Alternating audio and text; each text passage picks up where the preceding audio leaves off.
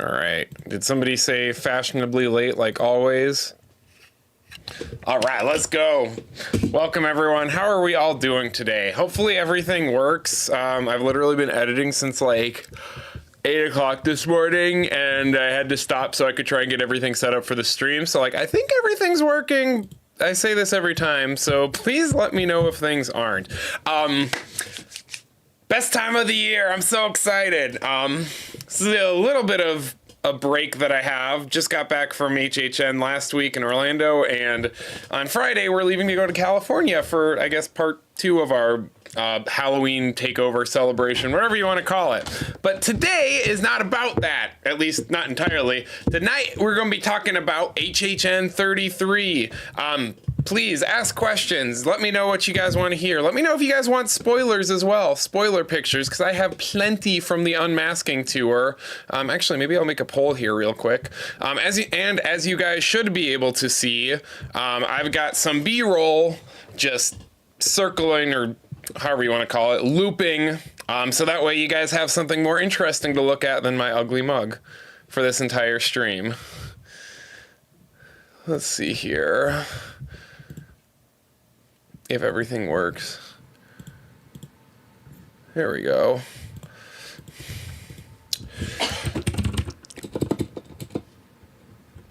You want to hear about my BioShock collection? Oh man, I haven't looked at my BioShock collection in a hot minute.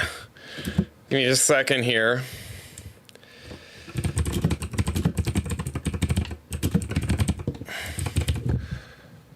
Sorry I'm quiet right now. Like I said, I'm tired, y'all. Hi, Spooky. Welcome. Fred did the best first. You mean Scare Zone? What? Cohen jumped on me. Oh, scaredy cats. Got it. Like some. Okay. I think there should be a poll here.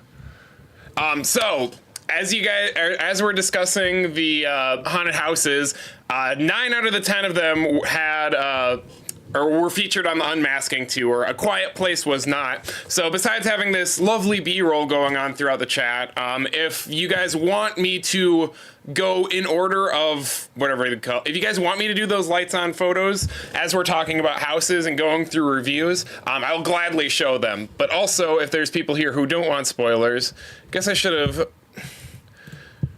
I put secrets in the thing. Let me add a spoiler tag in the title of this stream, just on the off chance that somebody joins and does, or somebody doesn't join and get shocked if they don't want to be, or get surprised. Whew. How many of y'all have been to HHN so far this year? What y'all think? Does anyone else like it as much as I do, or is everyone just thinking that I'm over exaggerating when I say it's one of my favorite years so far? Stags, you do professional BioShock costumes? Oh, that's awesome. You'll have to send me an email. It's 6billion@gmail.com, or something. I want to see your work and all of that stuff. That's awesome. I wish I had more that I could pull out. It's all kind of scattered around here everywhere, but I want to say I have more or less probably 90% of the officially licensed stuff, so... Orlando versus Hollywood, Friday. So I haven't done Hollywood yet, but I will talk about a few different things later on, kind of how I feel like, or whatever, kind of what I feel like the main differences are between the events. My Lord, I cannot talk tonight. I guess I gotta warm up. Hi, Amanda. I know you went. I saw you there, and then I dipped after like 20 seconds. Yeah, Stags, I agree. I think it's the best group of quality houses overall so far. As I start choking on water, oh my god. Okay, we're good now. Okay, so agenda for today. I think we're gonna start just kind of, answering questions, talking about the houses, scare zones, food, honestly, whatever you guys want to do. First, we'll go through the haunts though, because I know that's what most people care about. They want my opinions and my rankings, and they aren't final yet because I am planning on hopefully making it back out to the event later on next month. And, things have some time to settle, but looks like there's a resounding yes in the chat for lights on pictures when we're going through the haunts. So I want to say I'm an unprepared streamer. I'm kind of an unprepared streamer. I literally just have all of these photos just saved in a folder. I haven't gone through them yet.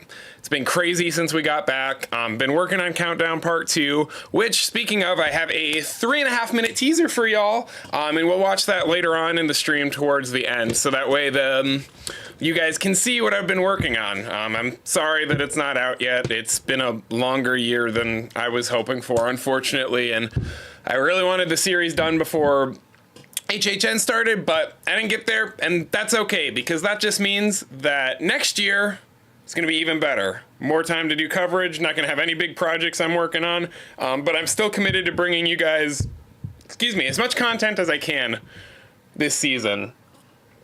And some of the things in this stream, I might talk about secrets and whatnot. I'm also going to make an unmasking video, hopefully by mid-October, that's going to kind of talk about these secrets and kind of point out where everything is. So if I don't have a photo of it, you'll be able to see it in some of the POVs that are online. Let's see. Oh, Stags, yeah, the 3-0 ones, those are great. Skull and Spooky, yes, I saw you, and it was great. Prefer 30 a little more? Interesting. I think I like this more than 30, to be honest. But anyways, let's go ahead and start talking about some haunted houses instead of listening to me prattle on about whatever. So, as I said, these pictures are not organized. I haven't been through them yet. Hopefully I don't get demonetized for some of them being too gory or graphic. So if they are, I will try and skip past them real quickly. But I think the best way to do this is going to be this, maybe. Give me just a second. Like I said, I didn't take as much time as I probably should have to get everything set up, but everything is functional. That's the important part. Voice of the Boa, good to see you. Good to see you as well. Currently at Universal, nice. Thanks for stopping by. I hope you enjoy the stream. I hope I don't spoil too much for you if you haven't already been yet. Skull and Spooky, that is a hot take, and thank you for typing that right now, because coincidentally, I think we are going to talk about that one first. Universal Monsters, okay, this should be working. I think so. Okay, yes, this looks like it's working. If it's not, people tell me in the chat here. Well, actually, now people tell me in the chat here if it's not working later on. Oh man, does this mean this is gonna close every time I click? Oh, that's gonna be annoying. Oh well. Anyways, Universal Monsters, Eternal Bloodlines. One of the first haunts I did on premium night when I was there. So, do I love it? Maybe not as much as I initially let on, but do I hate it? Absolutely not. So I guess here's my hot take. Like, I didn't actually find the story to be that difficult to understand and follow. And maybe that's just because I went on the unmasking tour, the first Saturday, so 2 nights after I had gone. So I kind of was able to fill in the gaps during that. But I feel like those interstitial scenes give you just enough of the vibes to be able to kind of figure out what's going on. The biggest issue overall that I had with this haunt was just that there was not a lot of actors there on opening weekend, and I hardly did it the second weekend at all. But there was a lot of gaps. But from what I've been seeing online, a lot of those character issues have been resolved. And I'm seeing more posts of more characters in the streets and more haunts being staffed. So your mileage may vary. But again, I don't rank these haunts based off of those characters. I think I'm the guy who likes the design. I'm the guy who's nerds out about the effects and the scenic and all of that stuff. And of course the actors are great, and I'm gonna try and give as many of them credit as I can remember, but I don't think a haunt is good just because it has good actors. I think two entities that work together. But anyways, let's scroll through monsters here, and I'll try and remember to pull chat back up here in a minute so I don't forget. But like, man, I love this facade, so good. I think I got some pictures of the details. Speaking of, everybody take a look at this, whatever you want to call it, this little gargoyle topper right now. Try and keep that in the back of your mind, and also try and remind me to talk about it later on. And those of you who've been through will know why, most likely. But we got Saskia Van Helsing. Interesting character. Honestly, speaking of BioShock, she reminds me so much of Eleanor Lamb in the way that she talks. Maybe that's just her accent, but all I can think every time I go through Bloodlines is, oh my god, we're going through the Universal Monsters version of BioShock. It's awesome. Do you think, Fred, no, I don't think Universal will ever be 100% ready with HHN on day one, just because there's so many factors at play, and they're like me. They like to play it pretty down to the wire, and that's okay. Coaster Thrills, do you think the pacing of Bloodlines was good? I'll get to that here in a second. Will, thanks for stopping by for a little bit. I'll see you around, I'm sure. No worries. I hope work goes well for you. So I guess this would be a good time to talk about the pacing. I think it starts off a little bit slow. I'm going to start skipping ahead here, maybe. Like I said, I haven't gone through these photos yet, so I don't know how good they are. But this is the first room in the facade. You enter the Van Helsing's crypt.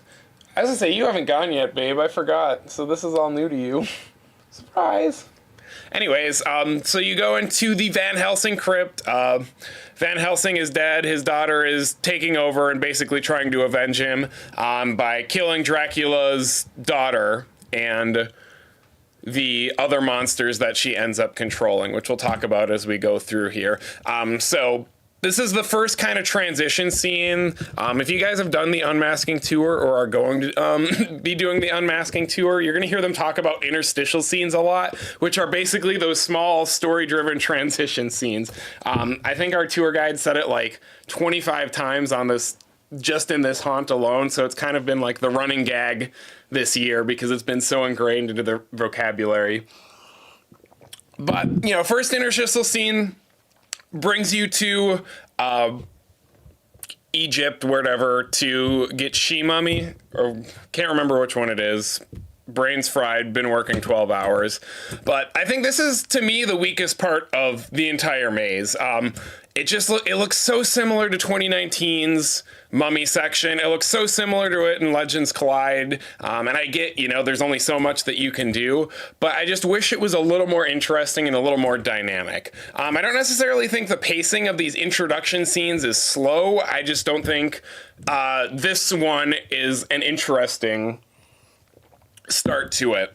But I do really like the scene here where she comes out, the amulet's glowing, and then it's like she's blasted back by the fog. Like, I feel like that they could have expanded upon more. In the next scene, there's a little vignette of Saskia shooting a crossbow at She-Wolf, and I wish they would have done something like that with the Mummy, you know, something representing that they're being defeated or being...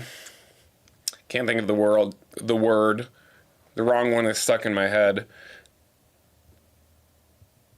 Joined. I don't know. Being brainwashed by Dracula's daughter. Let's go with that. Closest word I can come up with. Like I said, I'm a little bit tired right now. I crashed like an hour and a half ago, and I was like, oof, I gotta find some energy real quick. But anyways, Dracula's daughter is the quote-unquote bad guy of the story, trying to take down Saskia Van Helsing so she gets allies with the other monsters.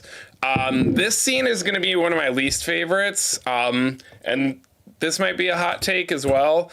I also kind of talked about this in the countdown as I was working on it today. Some nice little artsy focus shots. But I hate these freaking scenes right here. So I don't hate the scare tactic itself, but I don't know if you guys can see my mouse. I don't know if that's set up or not, but you guys can kind of see that there's a mirror effect going on right down the middle, more or less. So there's an actor for Saskia Van Helsing in this case who will pop out from behind that mirror for the scare, but if you're walking towards her, it just looks like, you know, that the wall with the hieroglyphics continues on. And I think this type of scare tactic is great. But what you see is somebody popping out of midair. Humans can't do that. Saskia Van Helsing is just a regular person. She can't just like appear like that. No. Now, if you were going to do something like this in Insidious or any other type of supernatural haunt, yes, 100%. I feel like that fits with the theme so much better. But that's me. nerdy little cynic finding just one little thing to nitpick.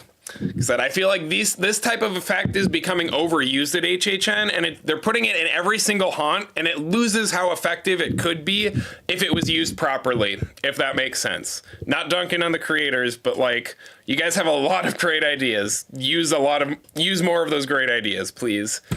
Here's a better perspective of it. I guess I could have just gone forward. And then there's this looking back for y'all. This interstitial room I love.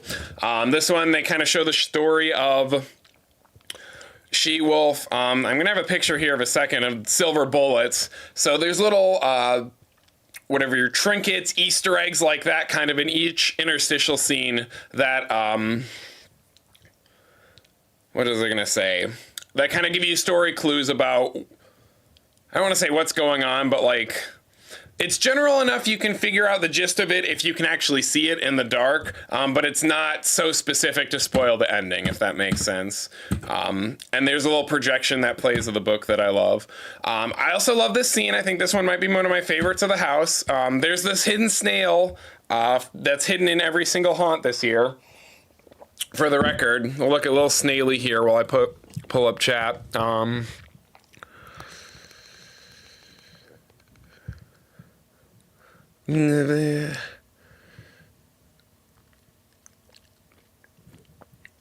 Okay. But I love this scene. I don't know if I was able to take a picture of it. Oh, I was. So you got Frankenstein there, and then there's a little pneumatic arm that shoots through him like it's ripping his chest out. It's sad, too. And that's the other thing I'm going to talk about a little bit later. But, like, if this is one solid canon series of 5 haunted houses, that basically means that Gilman was dead way back in Bride of Frankenstein Lives when we saw him in the laboratory, because they just killed off Frankenstein's monster, whatever. So, like, fun little Easter egg? I don't know, whatever y'all want to call it. But anyways, really great scene. Really, almost want to say emotional. Like, the stories don't really, it's kind of like Dead Man's Pier-esque, I guess is the way that I wanted to say it. You don't really feel much besides happiness or fear or something inside these haunted houses. Like, you're normally having fun. You normally don't see a character die and it's seen as, a major event or a major repercussion, and that's kind of what happens here. So it's really cool to see, not just expendable bodies. And I think that's what works best. Now, I wasn't able to take, again, with the unmasking tours, you're not able to take pictures in every single scene, which is totally fine. I have nothing against that, but that means I won't be able to show you guys everything. So right after you get past this wagon, there's a really cool she-wolf. It's not really a bungee scare, but she's on a track. I love that, man. I love that. And there's little glowing eyes that make it look like she's coming out from foliage. Like, it's so cool. Now, if you guys watched my spec video that I rushed out, like, was it 9 months ago or whatever, almost? January, February, I can't remember when it was. But I talked about how I was like dead set that Abigail was going to be coming to HHN. And I was wrong. It didn't. But Dracula's daughter is featured prominently in this haunt, and they did, according to our tour guide, intentionally hide 2 references to Abigail in this haunt. And the first one would be this little music box that's in the interstitial scene as you go to Dracula's mansion. So I was technically not wrong about every single thing. Thank you very much. I would like to pride myself on that. Skull and Spooky, the snails, Gary making cameos from SpongeBob. Yes, let's do it. Honestly, a giant snail, like puppet or animatronic, would be pretty cool. Like Bugs 2.0 maybe. I'd be down for it. Anyways, back to Bloodlines. Love this big scene. Headless bride that I don't want to get banned for. And just such a big, cool scene. But this one does feel a little bit empty overall. And I feel like this is the room for most people where the pacing starts to drag and it starts to feel overlong, because it's probably one of the biggest rooms at the event this year. And then just nothing really happens except for one actor that pops out on the opposite side, at least so far. And then here is going to be some ballet shoes that are also a reference to Abigail. Very proud of that. More Dracula's Bride stuff, The Cellar. These guys are cool. This interstitial scene is cool. And I want you guys to also pay attention to, you know, how this one looks. Similar to the scene at the very beginning that we talked about. And then I love this church too. The problem with this scene is it feels a bit like a few others I've seen and a few others this year. Like this church or whatever you want to call it. I can't remember if I could take pictures inside. Yeah. This feels very much the exact same layout as that La Lechuza scene in Monstros. And it feels very similar to Dracula Untold from 2014, but much, much better to me. But this church scene is so cool. You got all the monsters there. I love the projection that plays of Saskia and the bride duking it out up there. The only problem is this scene is like, you know, the length of my bedroom, maybe a little bit longer. So it's hard to see this projection. It's hard to see the projection. This room needed to be like twice as long so you could actually see this important story element. Because when we get out of here, I don't think I was able to take a picture. Oh, I was. Saskia's dead, y'all. She is dead, and Dracula's bride pops out with her head.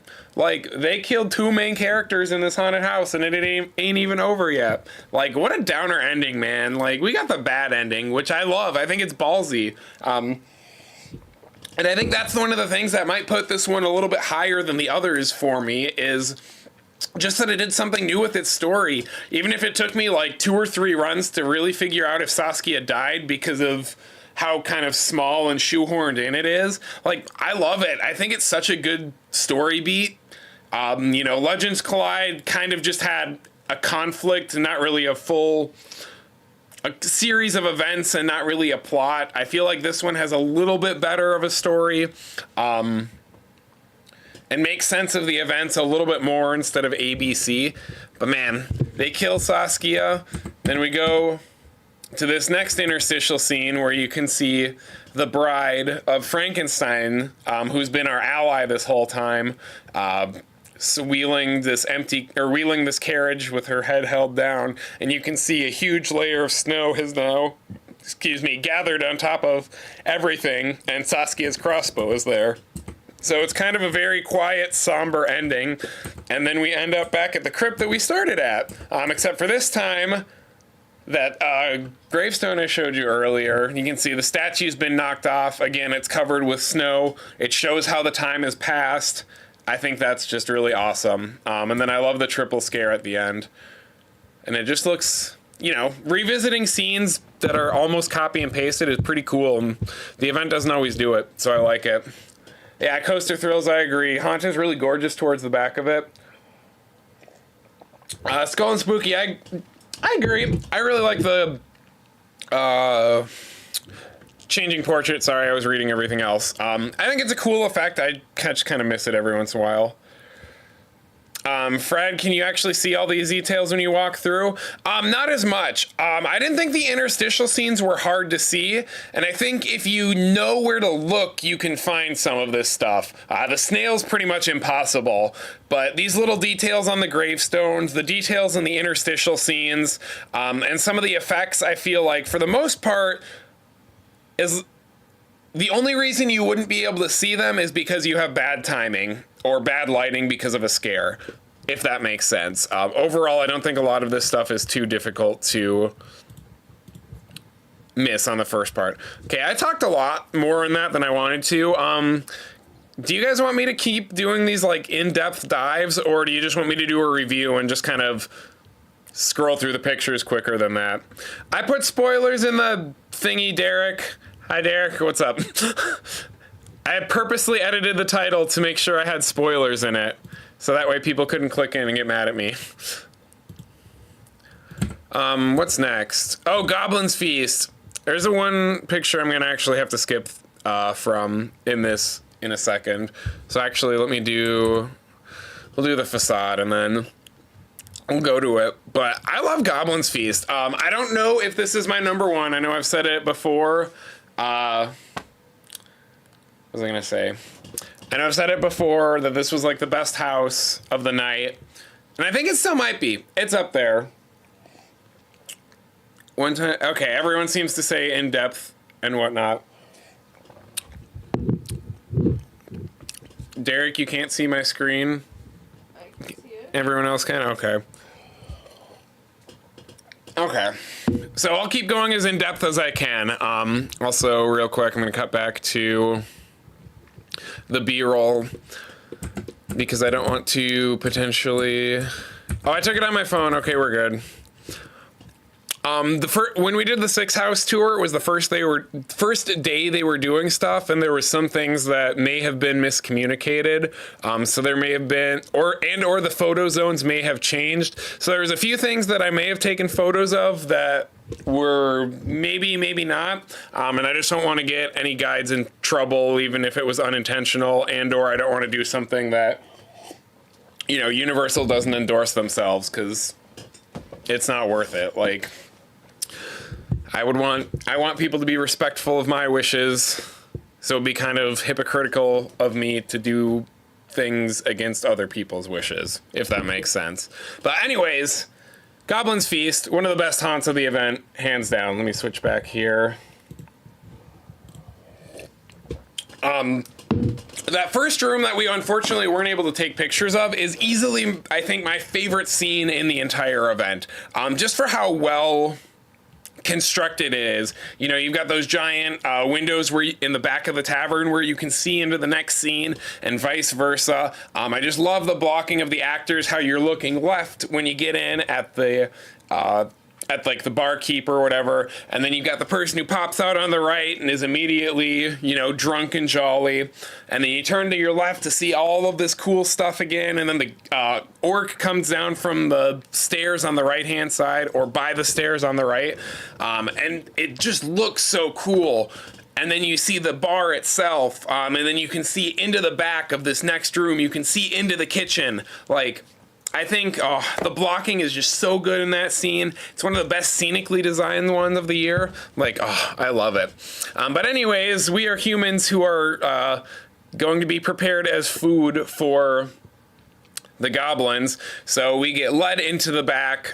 We've got this cauldron where we're supposed to be being cooked, and then you can see the prep area that I don't want to get demonetized for. Lots of cool stuff. Like I said, detail is great. And you can actually see this scene peeking through the open area of the previous scene. So, great effect. Gross.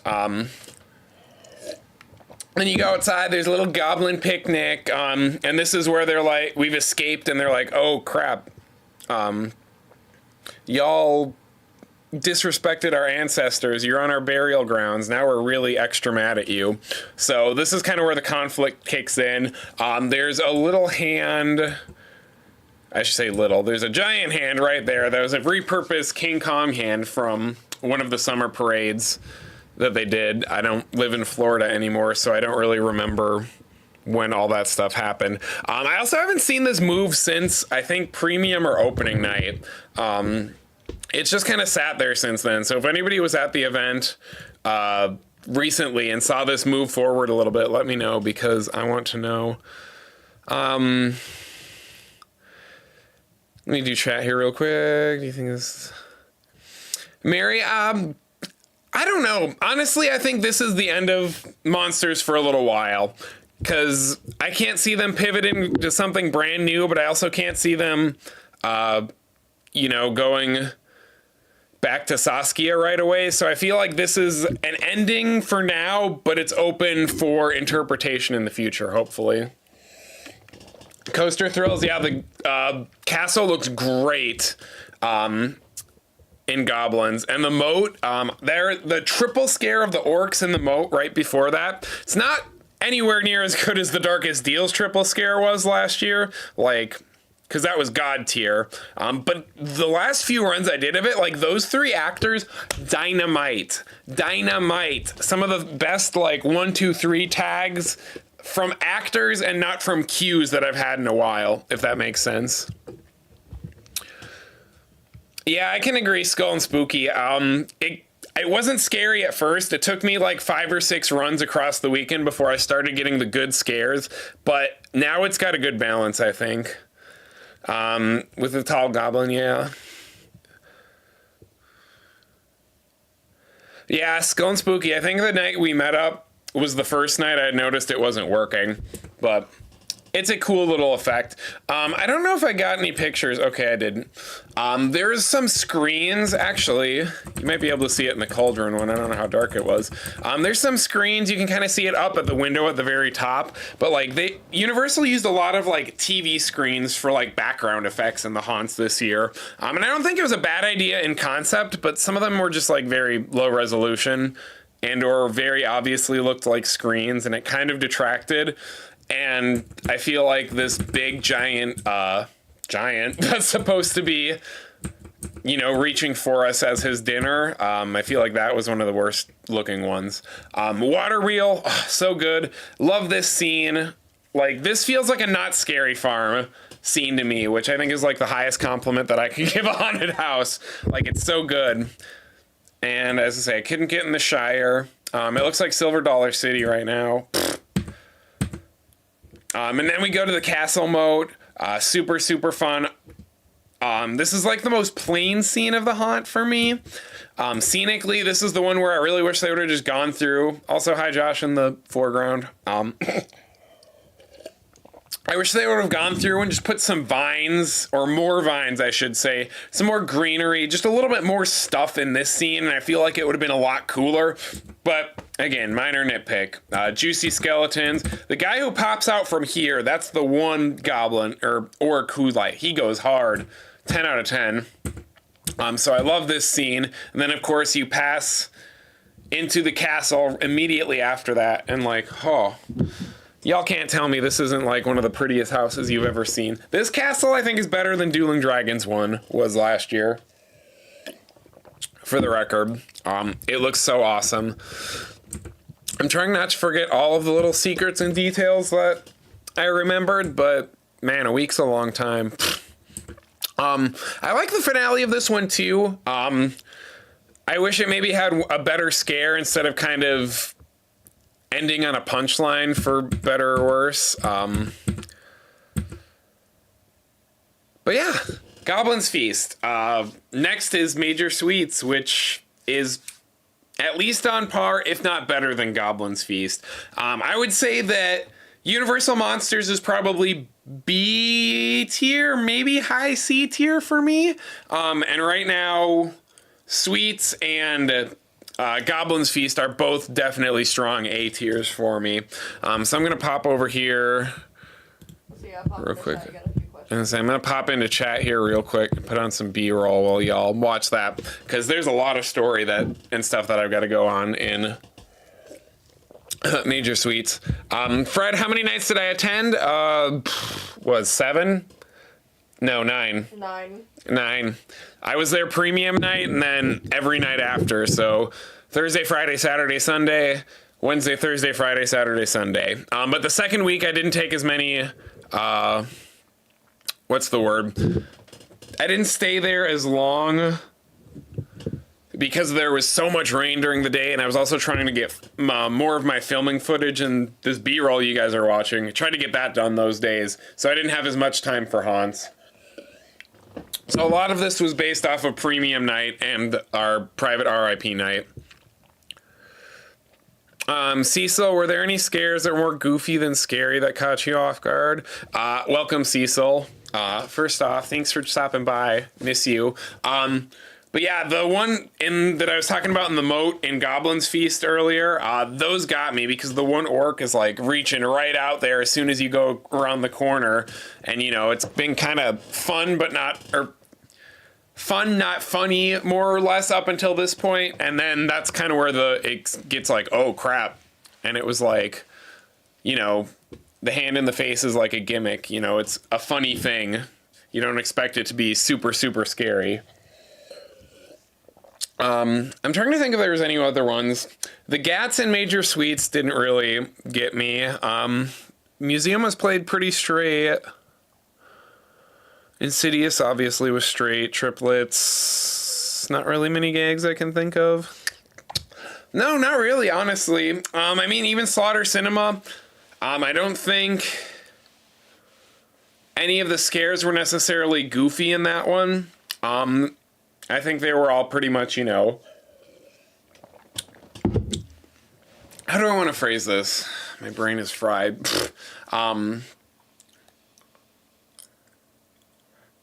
None of the scares in Slaughter Cinema were that scary. They were either just kind of punchlines to laugh at, or they were like genuine scares. There was nothing that was in between like I wish there was. Skull and Spooky, you're not entirely wrong. Horror version of Trolls. Kind of, I guess. Yeah, I agree. I can feel that Coaster Thrills ranking at number 5. Like, it's a good year, and there's a lot of different types of haunts as well. There's a nice balance, so I can absolutely see why the rankings are so varied this year. Major Suites, agreed. Yeah, Major Suites managed to be super gross. Glow Cloud, yes, the Glow Cloud. Oh, Fred, triplets really bothered some people on Reddit. Yeah. Depths of Fear did the same thing back in the day. And honestly, I think that one was worse. But what can you do? All right, let's get back to Major Suites, wherever I have it. Boop, boop, boop, boop, boop. Boop, boop, boop, boop, boop, boop, boop, boop.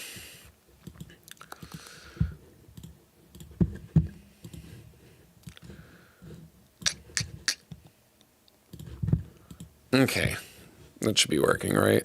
There's got to be a better way to do this, but I'll figure out. Major Suites, great, cute little facade.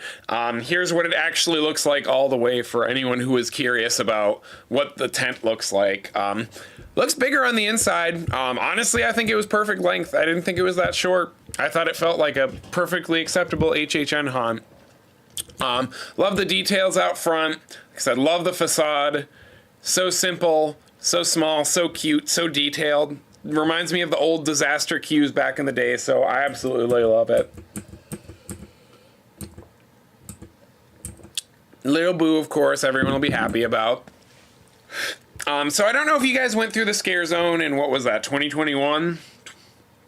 I don't remember my Scare Zone years, I'm sorry. But this is a prequel to that one. So this is basically what happens before Major Suites unleashes and these deadly kids get unleashed on the town during the Halloween festival. Literally, this takes place like hours before on the same day.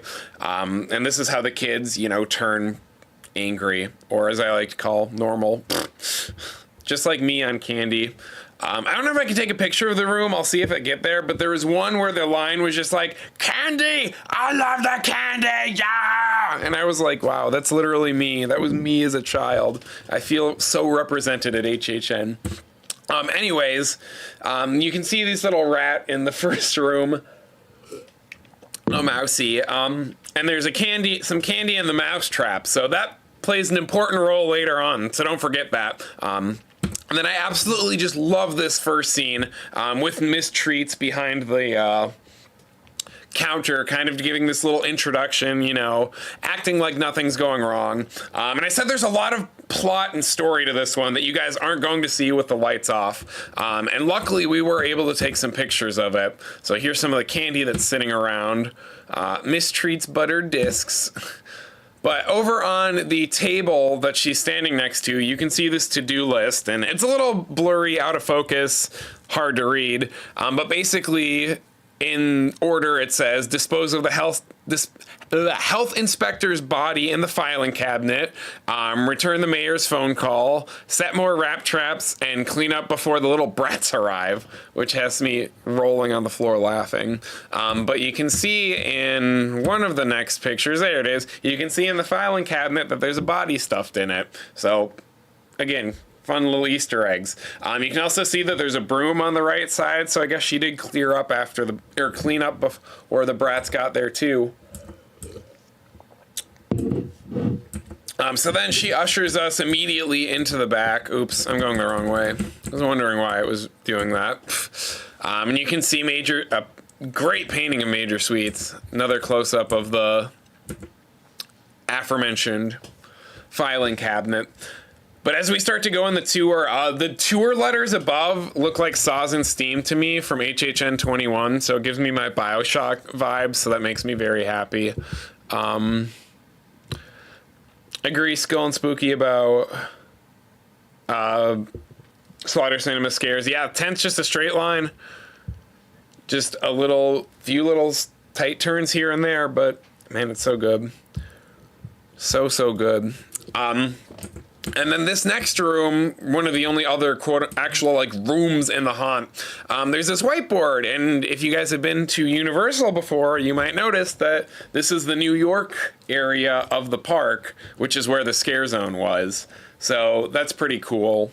Little Easter egg. You can see he literally had the entire scare zone planned out. And as another reference to this, a few ahead, and you can see in the cabinet on the corner is his original outfit that he wore in that scare zone. Like, it's such good character building in this scene. Poor rat. This little candy jar here, though, is one of the coolest effects, or one of my favorite this year. So you can see that it has a little motion detector right behind it. And what it does is when you grab to take one of the candies, it shoots air at you. It's super awesome. I literally told Josh, I don't know if he's here yet or not. I know he was working late today, but I literally said, there's no way that's a gap. They wouldn't say take one in that. Like, they know people are stupid. And I mean, they were right. They knew we were gonna take stuff, so they punished us with an air blast. But I was just like, dang, I was wrong about something. HHN. Streamer has to swallow his pride. It's okay. And I just love all the little details in this haunt. All the shelves, just how much little stuff there is packed into it.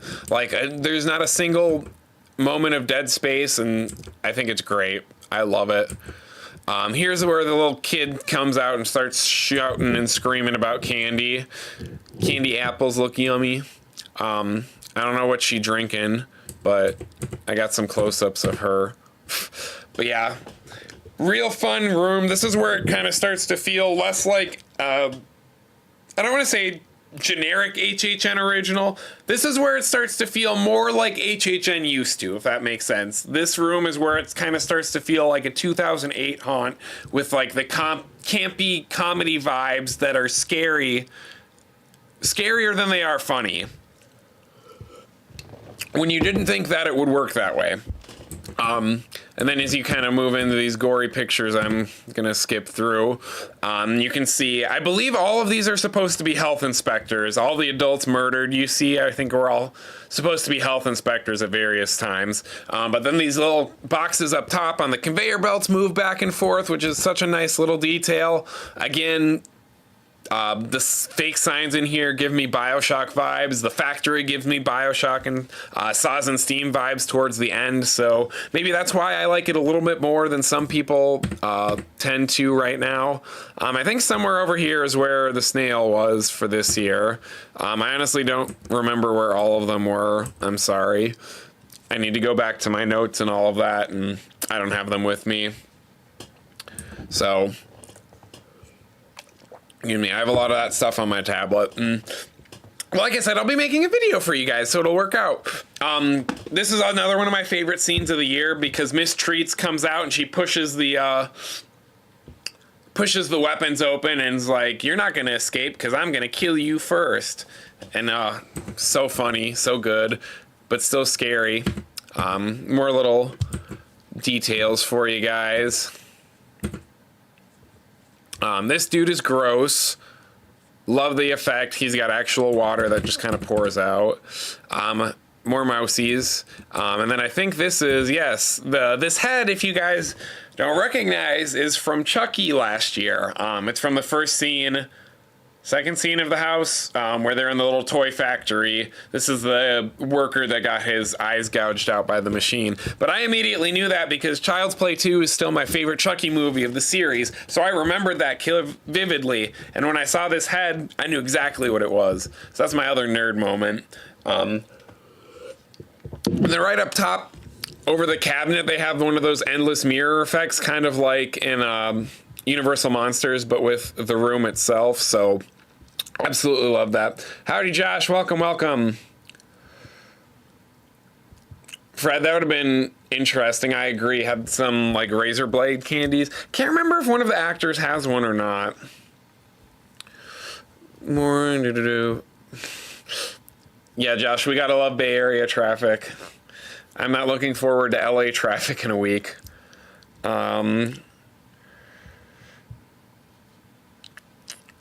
Mikey, welcome. Sinister and Surreal were pretty late additions. Yeah, I can kind of see that, but I will honestly say that both Sinister and Surreal in their respective scare zones, they kill it. Like, they're some of the best parts of the event this year is them doing their monologues and their street interactions. So, while they don't have the pull of, Oddfellow, they make the streets far more memorable for me than a lot of them have been in the past, decade, give or take. Now, that's what I call a sugar rush is the best portion of the house. I don't know if I agree with that, Josh. I think the first few rooms are just so good. Like, those are my favorites. Anyways, continuing back on with more details. Here's your sugar rush. Yummy and goopy. And yes, there is a water effect with that, unfortunately. And I think we're almost towards the end here. We just got this little rat, which is a guest activated trigger as well. There's a little red button directly below the picture, and you press it and the rat lurches forward with a strobe light and you get wet. It's really cute. But the candy is even making the rats evil and mutant and killer, which is a cute little detail. You can also see a projection on the wall adjacent to this that shows them eating the candies and then growing big. It's one of the better TV projection effects this year, whatever you want to call it. Another one of those mirror gags that we've seen 20,000 of. Another fun, I didn't notice this until we did the unmasking. This department has worked 0 days without a lost time accident.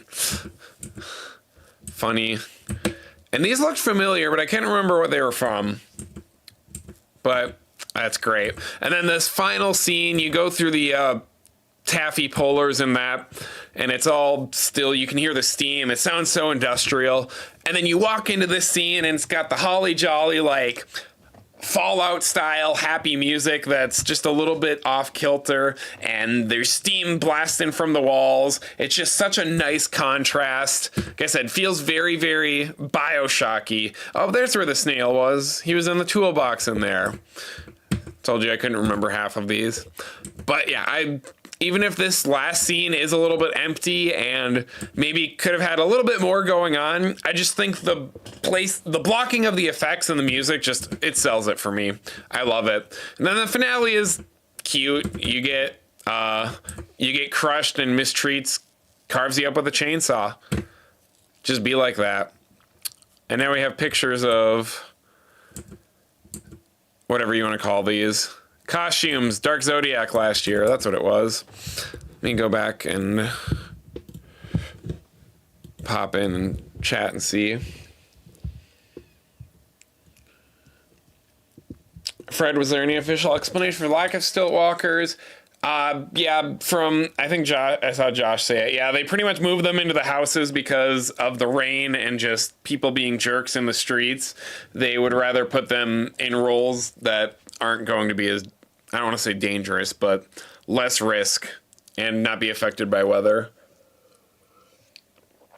Yeah, Skull and Spooky. I saw Surreal more after.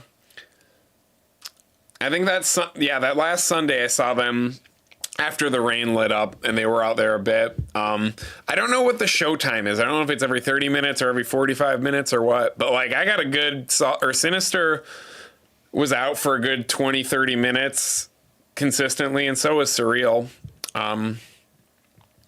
Going through, Madeline, yay! Going through the houses with you and HHN highlight. Also love the moving fan. Yeah, so good. I love it. Yeah, I was so glad. I was like, I love going through haunted houses with people who know me. I try not to nerd out too much, but I like seeing other people's reactions because then I know I can talk about it with someone and it makes me happy. Skull and Spooky, I'm glad you got scared by the rat. That's funny. Yeah, I wish they had more stilt walkers in the streets, but, you know, it is what it is. Yes, Coaster Thrills, I can agree. Few slow scenes in suites. But I think there's enough balance and enough energy that it's okay that there's a few slower things. The moving taffy. Yeah, Josh, if I remember correctly, it was the rain was the primary factor and not having to deal with the weather, but also the unruly teens and misbehaving guests was like the secondary factor of like, if we move them in the houses, that's an added benefit. Yeah, luckily I haven't had any issues with the teens this year, the first 2 weekends, but I also didn't see any of the posts the first 2 weekends. So I don't know if it's gotten worse since we've been there, but I guess if I make it back next month, we'll see. Okay, what haunt is next? Oh, we got Insidious. I don't think I could take like any Insidious pictures. So we'll see how many we can get. Boop,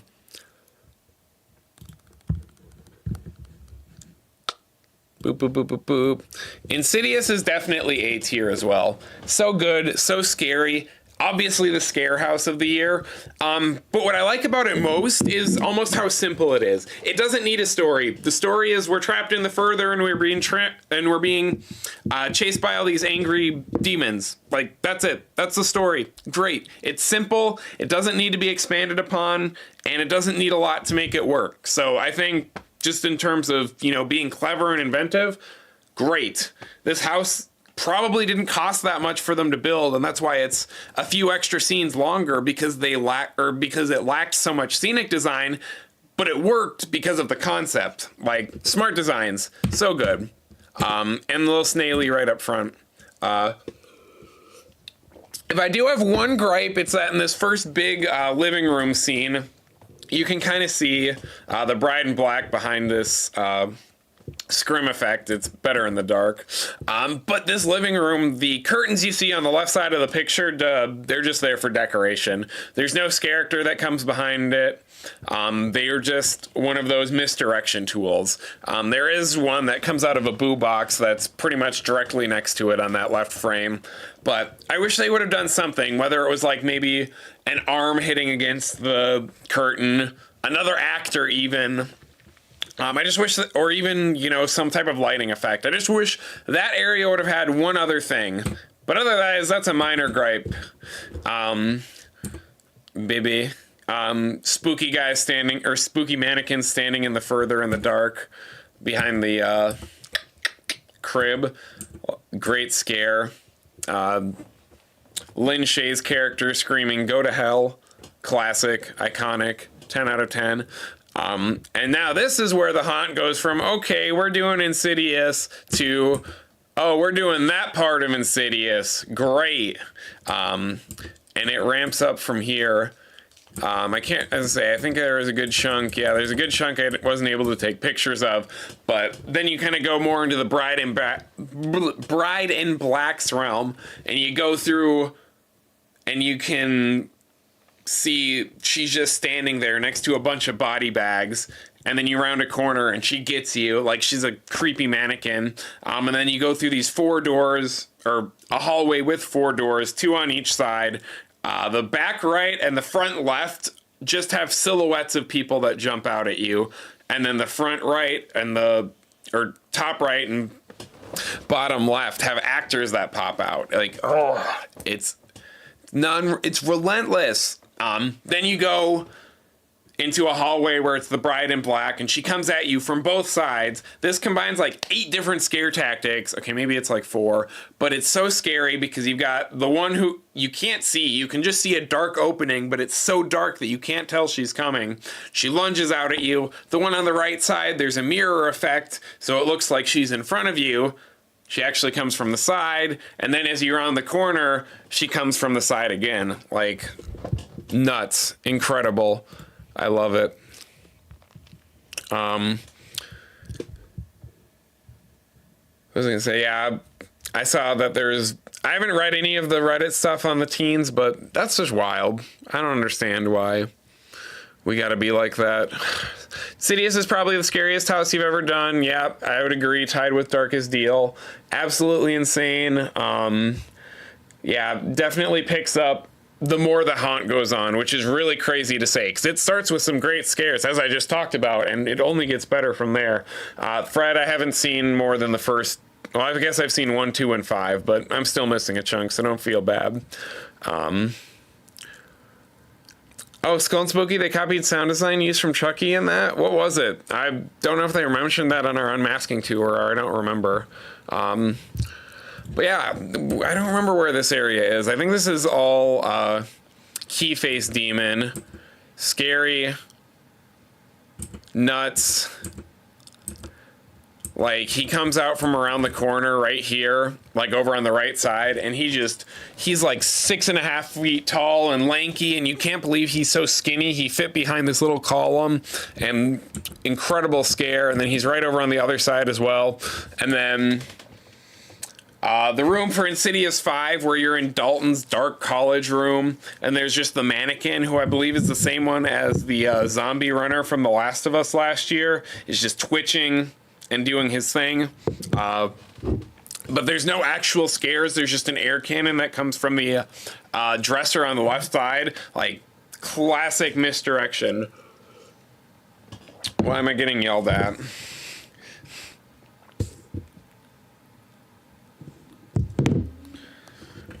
What was I gonna say? And then that's when you get to the lipstick face demon layer and everything. And oh my god, first time he pops out, you're just going through these red curtains, and there's, I believe, Josh, correct me if I'm wrong, because you might remember more than me, but there's, 3 lipstick face demon actors, and they have 8 boo holes that they can pop out from to get you, and they take full advantage of that. Absolutely nuts. Scariest part of the night. Maybe a hot take right here. Do I think Insidious is maybe not as scary as everyone is saying? Yes. Do I think it's maybe a little placebo effect / people are getting hyped that it's the scary house, that they're making it out to be scarier than it is, or, they're hyping themselves up for the scares? Maybe just a little bit. Not a lot, because I think it is very good. And Josh can attest to the amount of times I said swear words in this exact scene.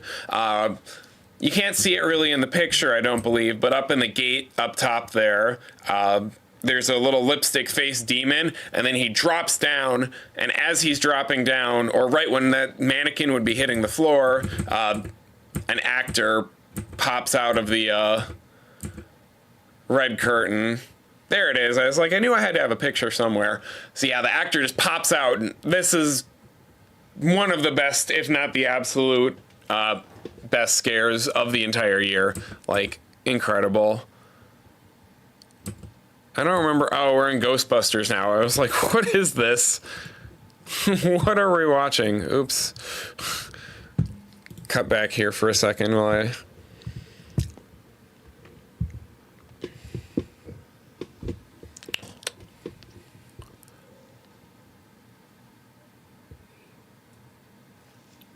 Interesting, Skull and Spooky. I'll have to try and keep an ear out for that next time. Yeah, Mikey, I agree. The way it uses tension, so good. Like, you're getting before every scene, it's just like, oh.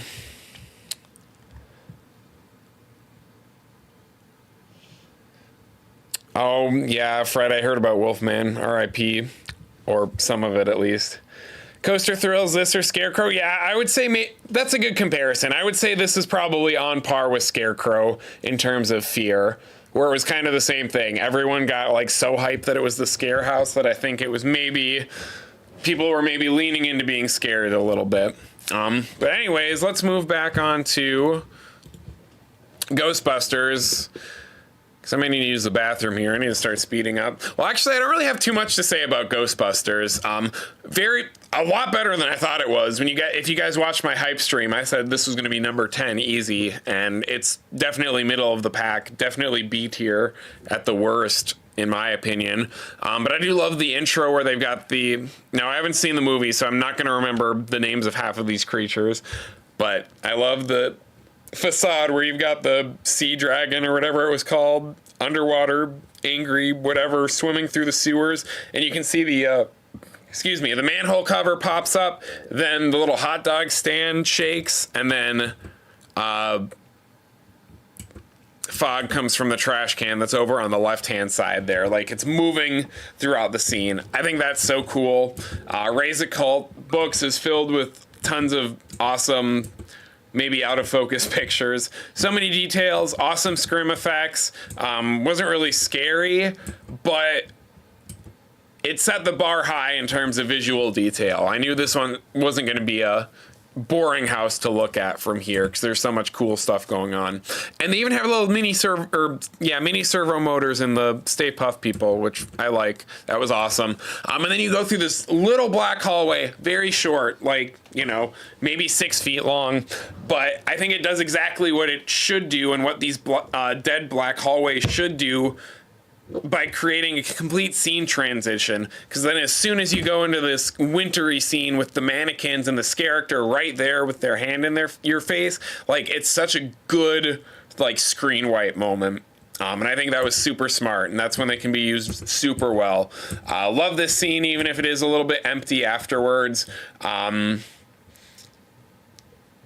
Can't remember if there's anything exciting in these transition scenes before you go to the laboratory and see even more little Stay Puft Men. This one's really weird because you kind of just walk around this entire desk that's in the middle. Instead of it being like very clearly blocked off that there's only one path that you can take. Like, if there wasn't actors there, you could just walk around this whole room.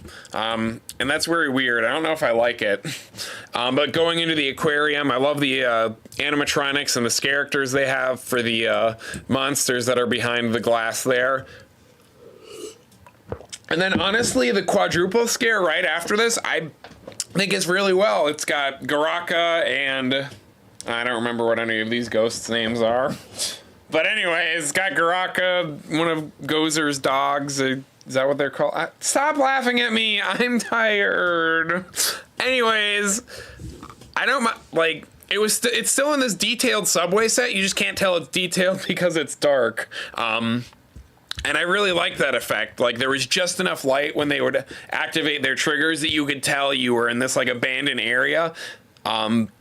But it wasn't, super, super bright. It was like creepy video game level, which was cool. And of course, the firehouse facade that we've all probably seen on Wesh 2. I think they had that scene along with the finale. But little filler here, trying to tell the plot, blah, blah, blah. The effect with Slimer here is pretty cool with the beam laser, whatever you want to call it. I'm intentionally trolling now since you're making fun of me, wifey. And then Slimer's over there. And then there's, I was like, where was there a dog? I forgot. We couldn't take pictures of the finale, so this is monstrous.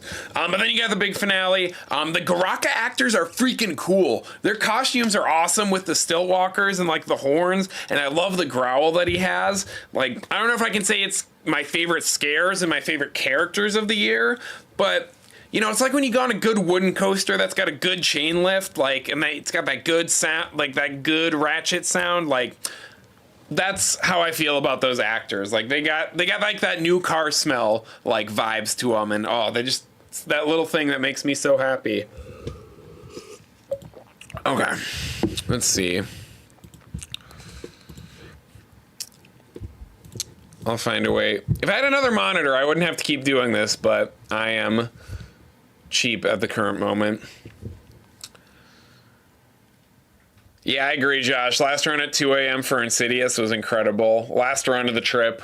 Ghostbusters was a great surprise, yes.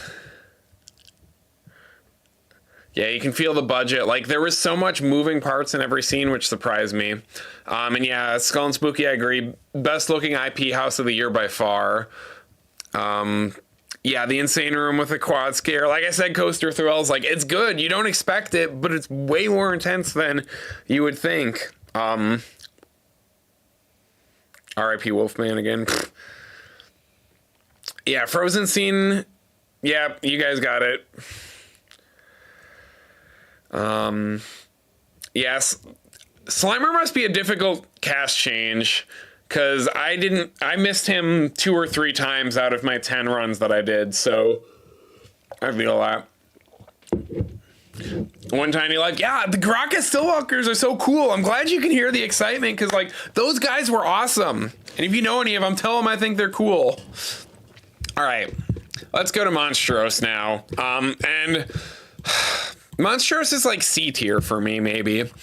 B, C, something. Like, it's a cute, good house, but it's not stellar. Like, you know, it's probably rated 8th or 9th for me overall this year. Just because I don't, like, you know, I'll do it to pass the time, and have a good time going through it. It's not one of those, like, Hellblock or something where I'm like, I'll do it, but I don't really want to. But nothing really blew me away. And even, I don't think that's necessarily due to doing it in Hollywood last year. I think there's just a little too much dead space. I think Elsie Bone has too many scenes that aren't necessary, and La Lechuza needed 2 more scenes. So I think if they could have done that, this would have ranked not perfect, but significantly higher, because it feels like it just drags and there's some dead zones in it. I don't even know if I'm going to be able to pronounce Tatalapucci or whatever the name is, and I'm not even going to try. But I do like the first section. I like the facade of going into the graveyard. I love the Spanish architecture, Mexican architecture.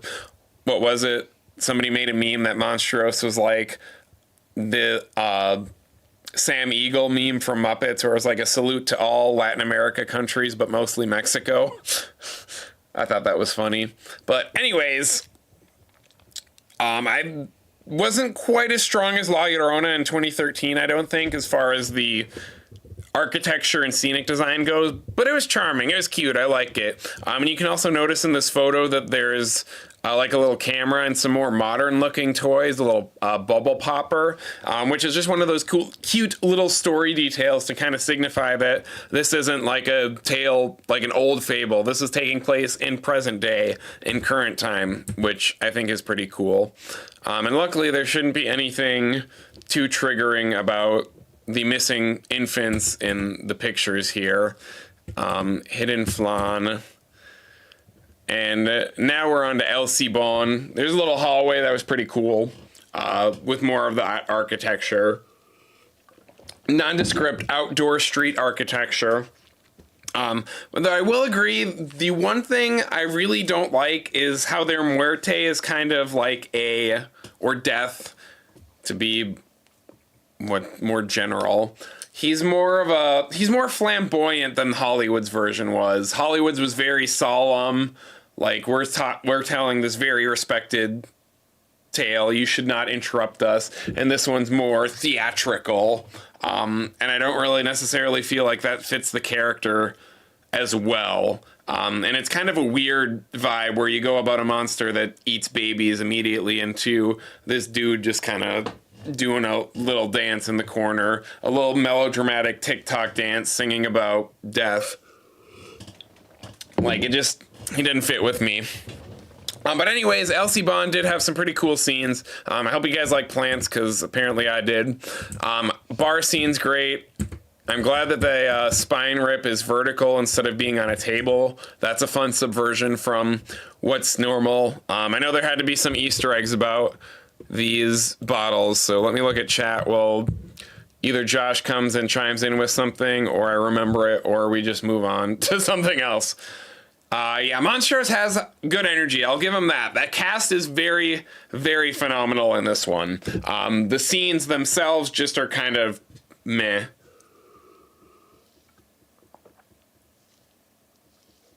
Yeah, Josh, that's a good way of putting it. 6 or 7, constantly forget it was there. Not bad, just okay. Yeah, Hellblock, RIP. Good, not... I don't even know if I can say good, not great. Okay, not good. That's a better description for Hellblock. Yeah, kind of sad. I didn't really like the Muerte. I wouldn't mind the Muerte animatronic coaster thrills if it was a little bit better. The fact that he looks like it, or he moves like a Spirit Halloween animatronic, that's what got me. Lala Chuza's puppet is incredible. Yes, we'll get there. Yes, Josh, that's a good way to put it. It was almost like he was like drunk and like trying to get back, like drunk pop punk kid trying to get back with his ex.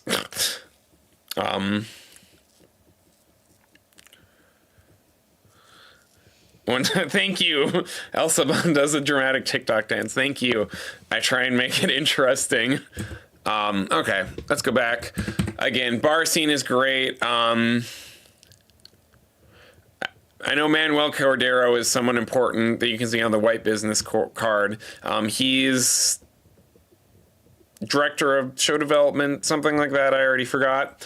I think Kelly Malik is someone high up as well, but I forgot. And Ramon Pardoa.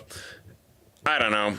I wanted to do more research or review my notes before this stream, but I was editing, so I forgot. Anyways, moving on through the bar. Again, probably one of my favorite sets, if not the best set of the house for me. More this El Saban slaughterhouse motif, again, Manuel Cordero, goes on just a little bit too long. Like right about here is where it's like, okay, we get it. Either give us a new idea or move on to La Lechuza. And I do like, you can kind of see right at the very bottom in the middle that this is a elevated walkway. So I like that the actor is off the ground.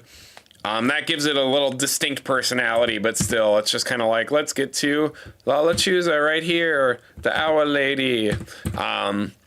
Really cool scene with the people in the cages. I just wish there was more actors. Piggy, and then more La Lechuza animatronic, of course, a highlight of the event. Everyone knows it. For me, I wish they could have had another puppet or some type of scare in the room instead of just an animatronic. That's just my personal opinion. It's kind of like in Stranger Things 2019, how they had the demo dogs and that giant scene where they were closing the portal. I wish they would have had something small like that kind of come at you at the left between these lovely pellets. But La Lechuza animatronic, awesome. And then the finale, again, you're back kind of in the nondescript architecture, going back to the graveyard. I love the way these scenes looked. Loved that giant Elsie Bone head. Incredible. And then Muerte just kind of bleh. Do you want to run through museum real quick? Might as well. Let's run through museum here real quick. And then I'll pop back into chat real quick.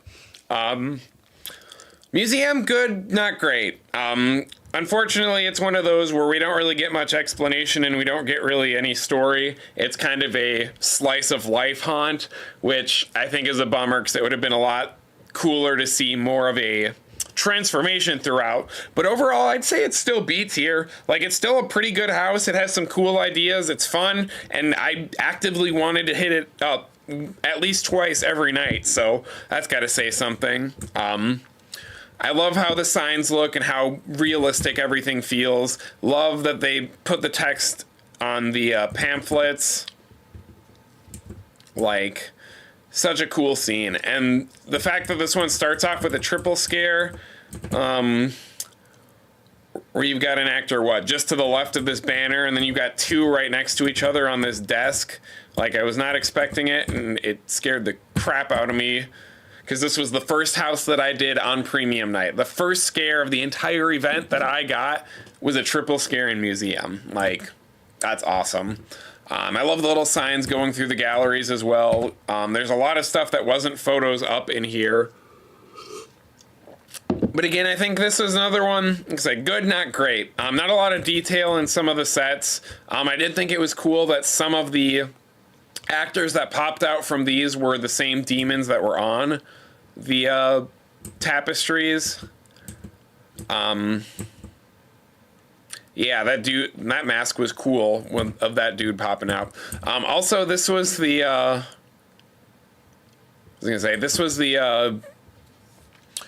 little placard that they have next to the exhibits, and it's literally the same one for everything, just copy and pasted.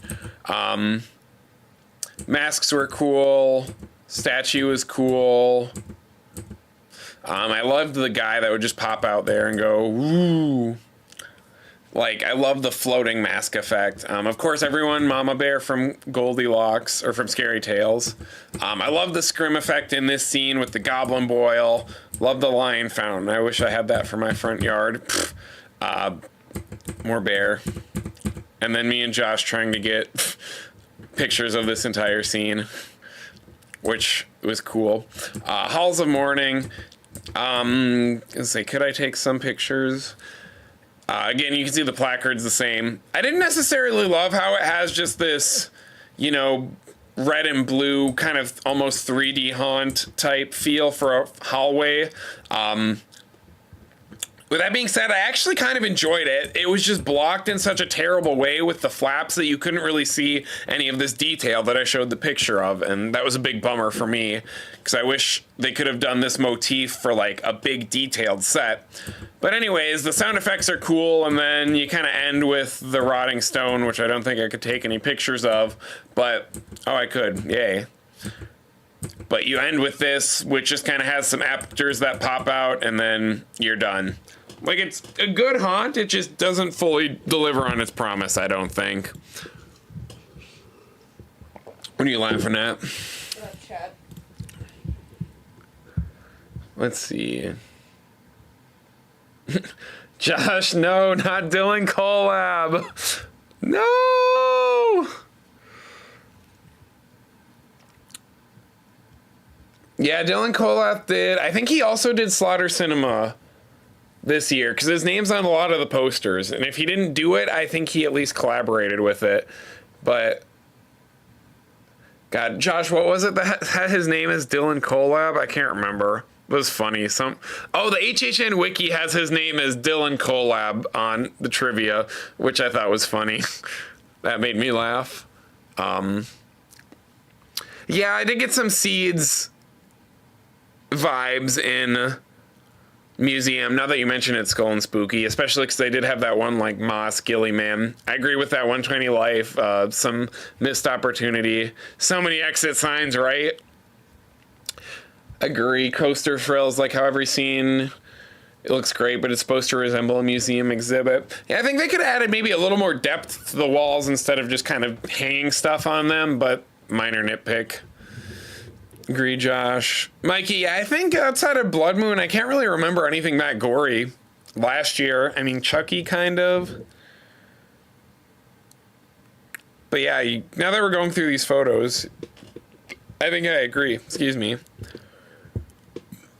Yeah, Sprung One's always got great costumes. Yeah, Josh, I knew you were going to hate the 3D hallway. I don't know, it's one of the... Maybe it's a guilty pleasure for me. Oh, also... my 3D glasses, I did try them in that room to see if it would work or do anything, and it did not.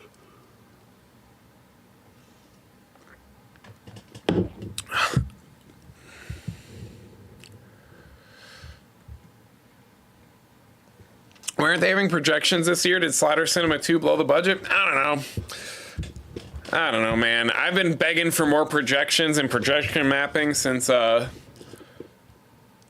2011 and Acid Assault. But yeah, I've really, as far as like advertisements and stuff as well, like I think I've only seen the one that's on like the very back of the MIB, whatever. I love Slaughter Cinema. Let's get back. I know there's not a lot that I could take in Slaughter Cinema, so I don't want to disappoint, or don't get your hopes up, everyone. Jester Motel, I'm not even going to try and go into all the Easter eggs right now. I'll do it when I do this video, hopefully in a couple of weeks. But there's way too many Easter eggs on the posters, and without being able to take pictures of them and see them for myself, I'm not even going to try and remember it. So, Josh, if you can pull anything out of the top of your head that you want to share in chat, you're more than welcome to. But these posters could be an old video on their own. Regardless, I really like Mardi Gras Murders. Kind of almost felt like... You know, I wouldn't say, I kind of want to go through this like movie for movie versus the original and kind of compare them, even though there's two less, but I don't really know if I could do that yet. That might have to be a future thing. But I think Mardi Gras Murders is a good campy start, sets expectations perfectly, does a few cool tricks with the water effect and the fabric poster before you get in, and having the float here. It's got some cool ideas. Heavy Metal Hell 3D was next, which these did work on, for the record, very awesomely. Lots of fun details in that one. I especially like the women's swimsuit magazine with a sock right next to it, and a bunch of socks also bundled up at the foot end of the bed you walk through. I thought that's very funny. But I mean, the rest of the scene, they just kind of wasted. Like, it looks cool, but you just have 3 actors that pop out when you could have had a really cool triple scare like Darkest Deal or 2016 Tomb of the Ancients way back in the day. Like, they could have done something really cool in that footprint, but instead they just kind of went basic with it, with 1 as a distraction and 2 flanking. Not as exciting. Sad for me, though. I like Killer Kringles because it wasn't the same as HR Blood and Guts when they did Christmas in 2011. Jeez, still feels weird saying 13 years ago. But anyways, it was different enough. I like the little animatronic of the Christmas sack shaking with the children inside. And the elf that pops up is a... Was this the last picture? Did it not transfer the rest of them? Wah, wah. Well, we'll just watch B-roll for a little bit then. I might have had some in another folder. Or it's just frozen.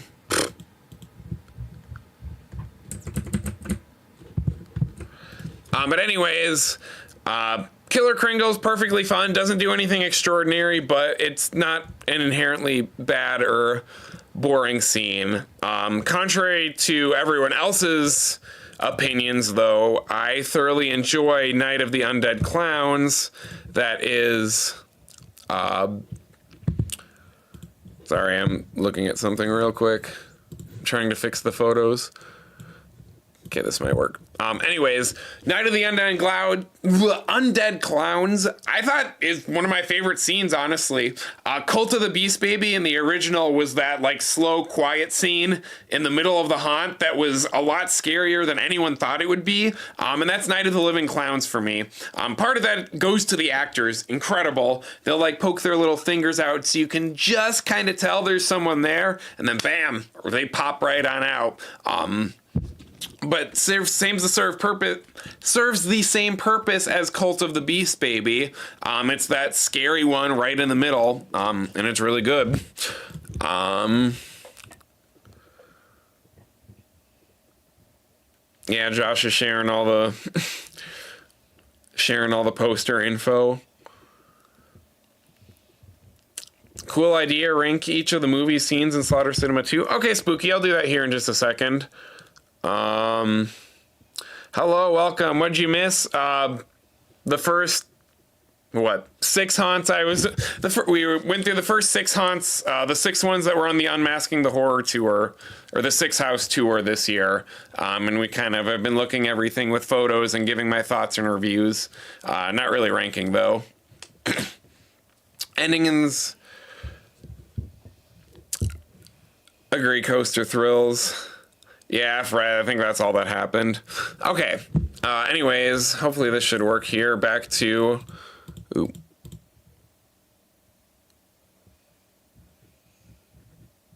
Maybe... I can't tell if it was working. Let me know if you saw Clown's picture pop up or not.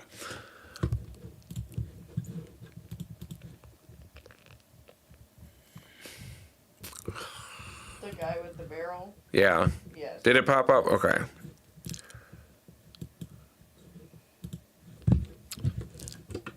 I can't tell. Anyways, then I'm going to keep going. Yeah, Night of the Undead Clowns. Super, super cool. Very creepy. Has a ceiling as well. That's the one thing I forgot to mention.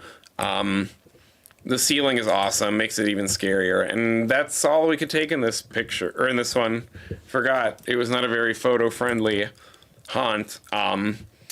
So what's next? Blood and Chum is fine. Like, it's the gimmick one. It's kind of like Barber Chop in the first one. It's nowhere near as good as Midnight Swarming 2 was. It's just one actor that pops out in a puppet. Like, it's a very basic idea. It's fun, it's gimmicky. And honestly, Zombie Strippers Unwrapped, which comes next, is kind of the same thing. Like, they're cute, gimmicky rooms, but they could have had so much more. They had so much more potential when it comes to scares for what they actually did. Very just kind of like, meh. It is what it is. Not bad, but not anything that really adds a whole lot of value. And then anyone who's listened to me talk recently knows that Zyborgs is undoubtedly, I'll go on record here and erase anything else I've said, undoubtedly the entire best scene of HHN 33. It is so good. The blocking, and it's not just because it's exactly like Nightingale's Blood Prey from 2011 in some parts. Like, just the scale and the depth that they were able to get at the end of that with the giant animatronic, and then the Zyborg pops out at you from the left while you're looking at all this stuff. Like, I was so distracted by how cool this scene looked that the actor, like, had to jump out in front of me and was, like, waving their arms like, "Hi, I'm trying to scare you," because I was so, like, enamored with what was going on. And that was one of the second weekend, or I think that was during the second week, and I thought that was funny. They were getting mad I didn't notice them, I think. But God, it's so good. So I guess if I had to rank all of them in order from best to worst. Oh, I didn't talk about Hatchet and Chains. That's the one I forgot. Hatchet and Chains is cool. The Western one. They've got a little demon on a chain that they throw that kind of goes through the walls. I think that's one where you have a gimmick that seems kind of familiar, but you do something different with it, so it's good. Like, it does what Zombie Strippers and Blood and Chum didn't do, is it took a gimmick that felt kind of familiar, but it did something cool with it. So that being said, Zyborg's obviously number one. Honestly, I think Clown's number two. Mardi Gras 3, Heavy Metal 4, Hatchet and Chains 5, Killer Kringle 6, Zombie Stripper 7, Blood and Chum 8. I think that was all correct. Triplets. Yeah, let's run through triplets here real quick, and then I'll get back to chat. Triplets is, I think, the only... Besides Monstros, I think this is the only C tier haunt, like, for sure. Maybe C minus. No, that's too harsh. Maybe a C plus. I started to like this one more as the event went on. But this one's supposed to be the slasher haunt. I think there's just a little too many ideas going on. Even with knowing the story and all the little details, it still just doesn't quite click for me the way that I think it should. And I think it's because it just kind of jumps around to too many different locations.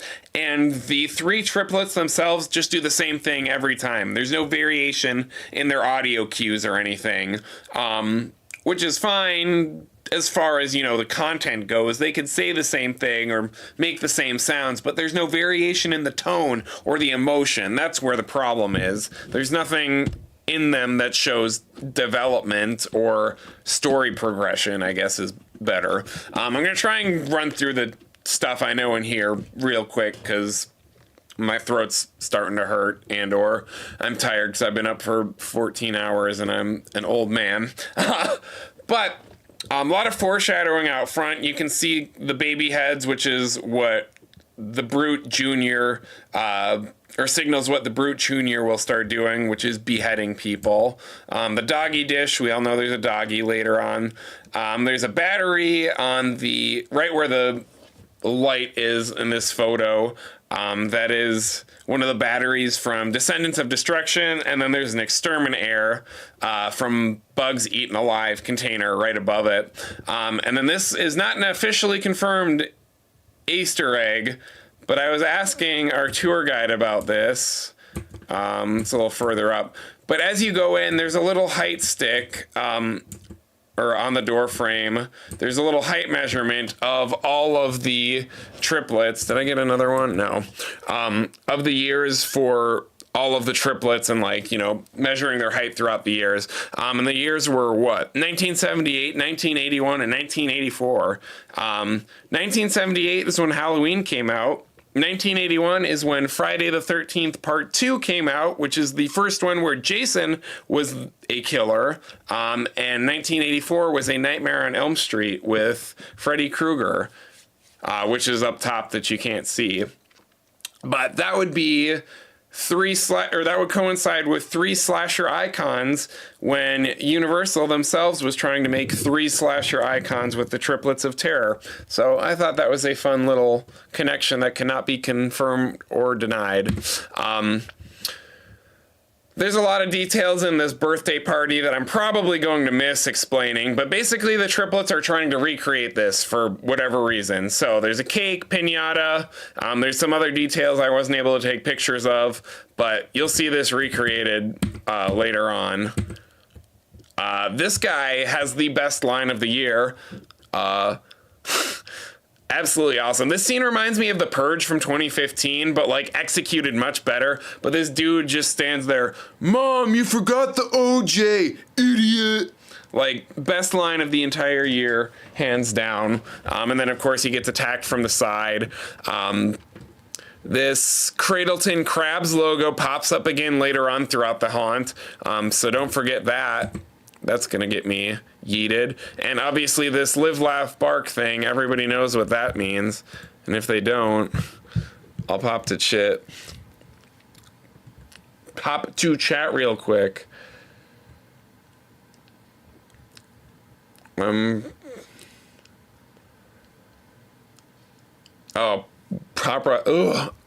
The park-wide Walking Dead scare zones. I had to talk about those in the video when I was working on it today. But, like, I feel like they got a little more hate than they deserved. I don't really remember them, but looking back, they weren't terrible. And I kind of would be curious to see that concept brought back again and executed properly. Maybe that's a hot take. Sorry. Yeah, it's Coaster Thrills. I hope we get another Nightingales and it goes back to... Man, I'm talking about so much stuff that I was literally just editing hours ago. This is absolutely wild to me that this is so coincidental. But yes, I agree, another Nightingales house, but I want it to be a sequel. They were boring in the prequel, in my opinion. I want something where they can blend in with the environment and they can be sneaky killers and not... just loud, annoying chickens. Pfft. I think Blumhouse's charm is going to last a bit. Honestly, I'm waiting for Totally Killer. I was waiting for that this year, and I was disappointed, so... Triplets was supposed to be A Nightmare on Elm Street. Yeah, I've heard that. I don't know if I necessarily buy it, because that would mean that Freddy keeps getting insanely long or short haunts. His section was short in 2015's. Freddy versus Jason.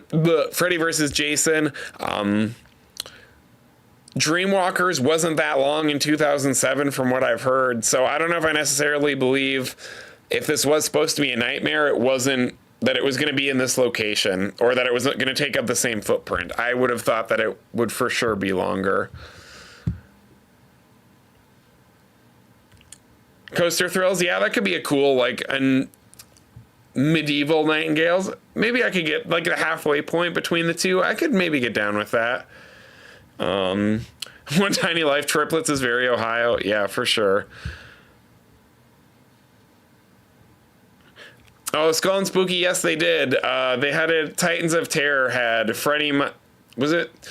No, it was Freddy, Jason, and Leatherface.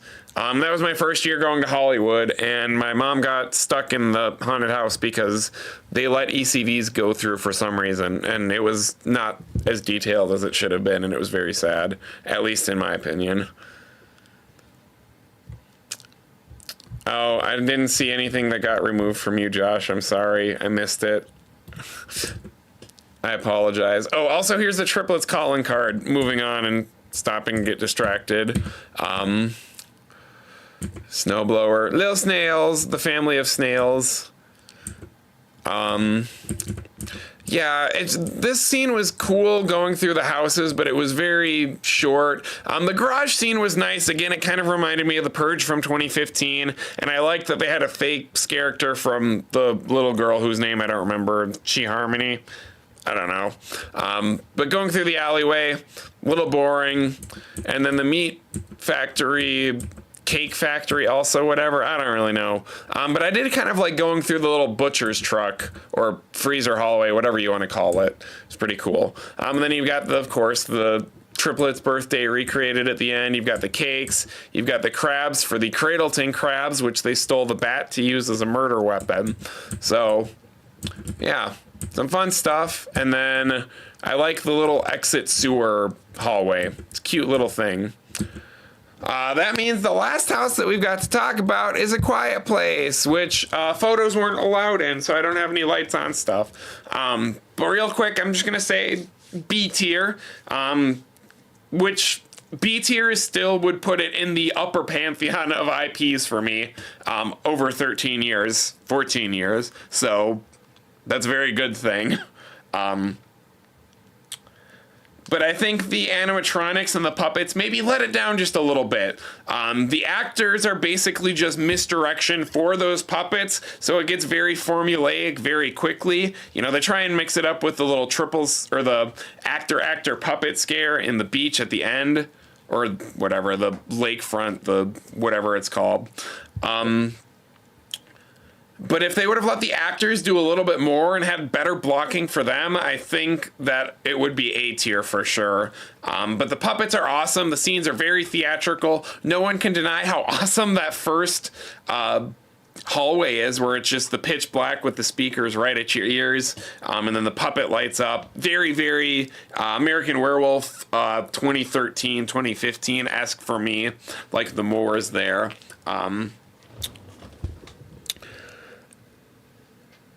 And then I actually really like the intro as well. Not the intro, but the like title card scene. They did it in Stranger Things in 2018, and I thought it worked really well then. I didn't like how they did it in Halloween 2022. Shocker to anyone who watches the channel. Because it was just boring and unimaginative, but I loved how they did it this. Like, honestly, I would be A-okay if every single IP haunt had an intro title card sequence, as long as it didn't detract from everything else that was inside. Is there a pixie I hear screaming? Maybe. I'm surprised the scaredy cats haven't come to bug me yet. So again, I don't know if I can give any rankings definitively quite yet, but A tier would definitely be Major Suites, Goblins, Insidious, maybe even Ghostbusters now that I'm thinking about it. B tier, Slaughter Cinema, Museum.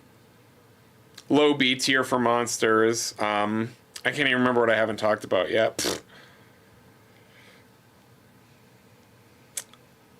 A Quiet Place, and then Triplets and Monstrose at C.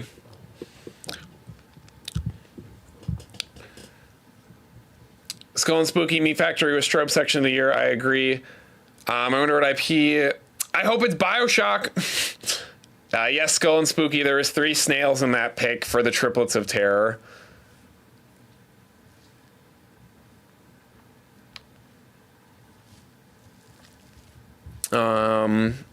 Sorry. Yeah, Josh, I knew you didn't like A Quiet Place. I still haven't watched Hollywoods because I've been told I'm going to love it, so I haven't watched it yet, so that way I can keep it a surprise. Yeah, the first room was super scary, and then it just really wasn't scary after that for A Quiet Place. And it's like, come on, if they would have kept building on that, It would have been great. And I have to say, the third scene, I guess, technically, the cellar with the water, with the Death Angel coming out, I love that scene. I think that is a beautifully crafted scene. Oh, I did not know. I couldn't see in the light that you were coming over. It scared me. Okay, grow some bones, princess. Is she coming?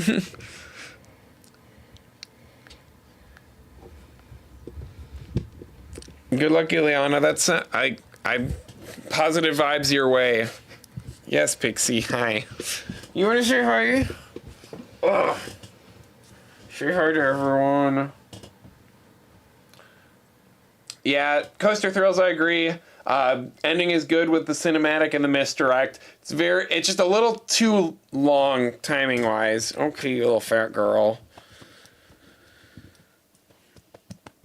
Yeah, Skull and Spooky. I don't think there was any talking in Seeds. I know there wasn't any actual human actors, but I can't remember if there was like voiceovers or like any background audio of humans.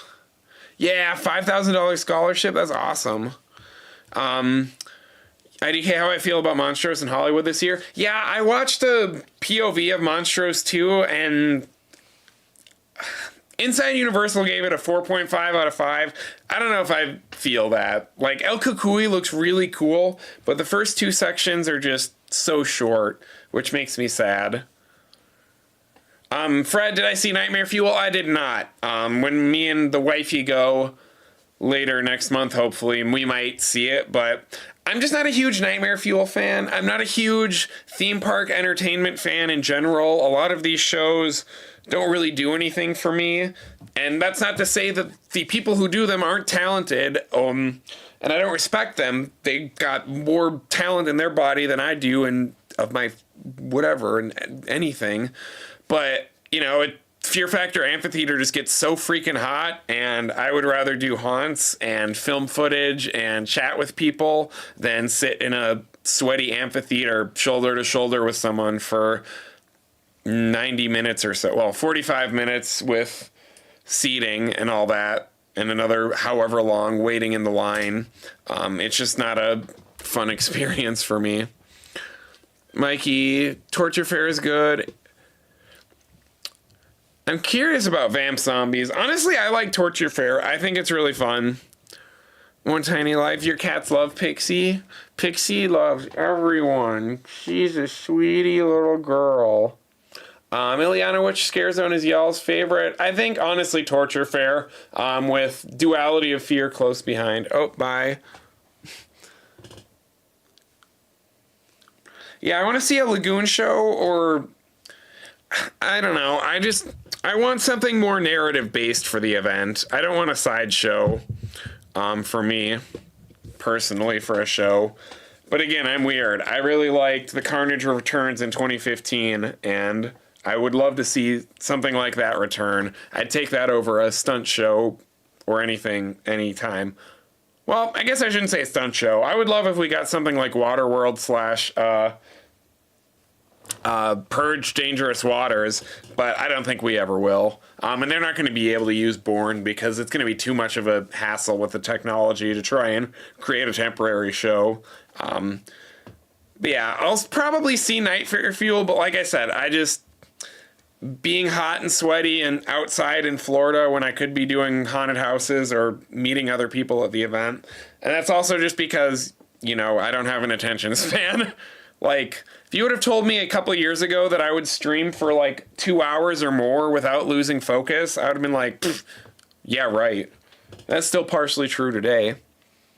Did I skip Academy of Villains? I did not skip. Well, yeah, I did skip Academy of Villains, Fred. I don't think I saw it the last couple of years.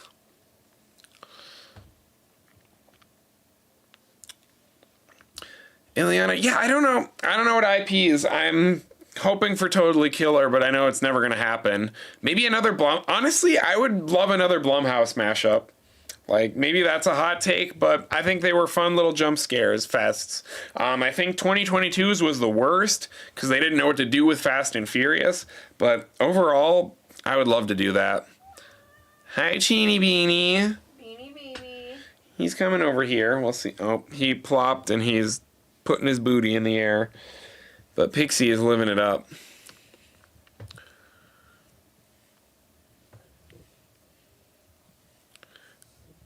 Is there space for a Carnage show if Nightmare Fuel?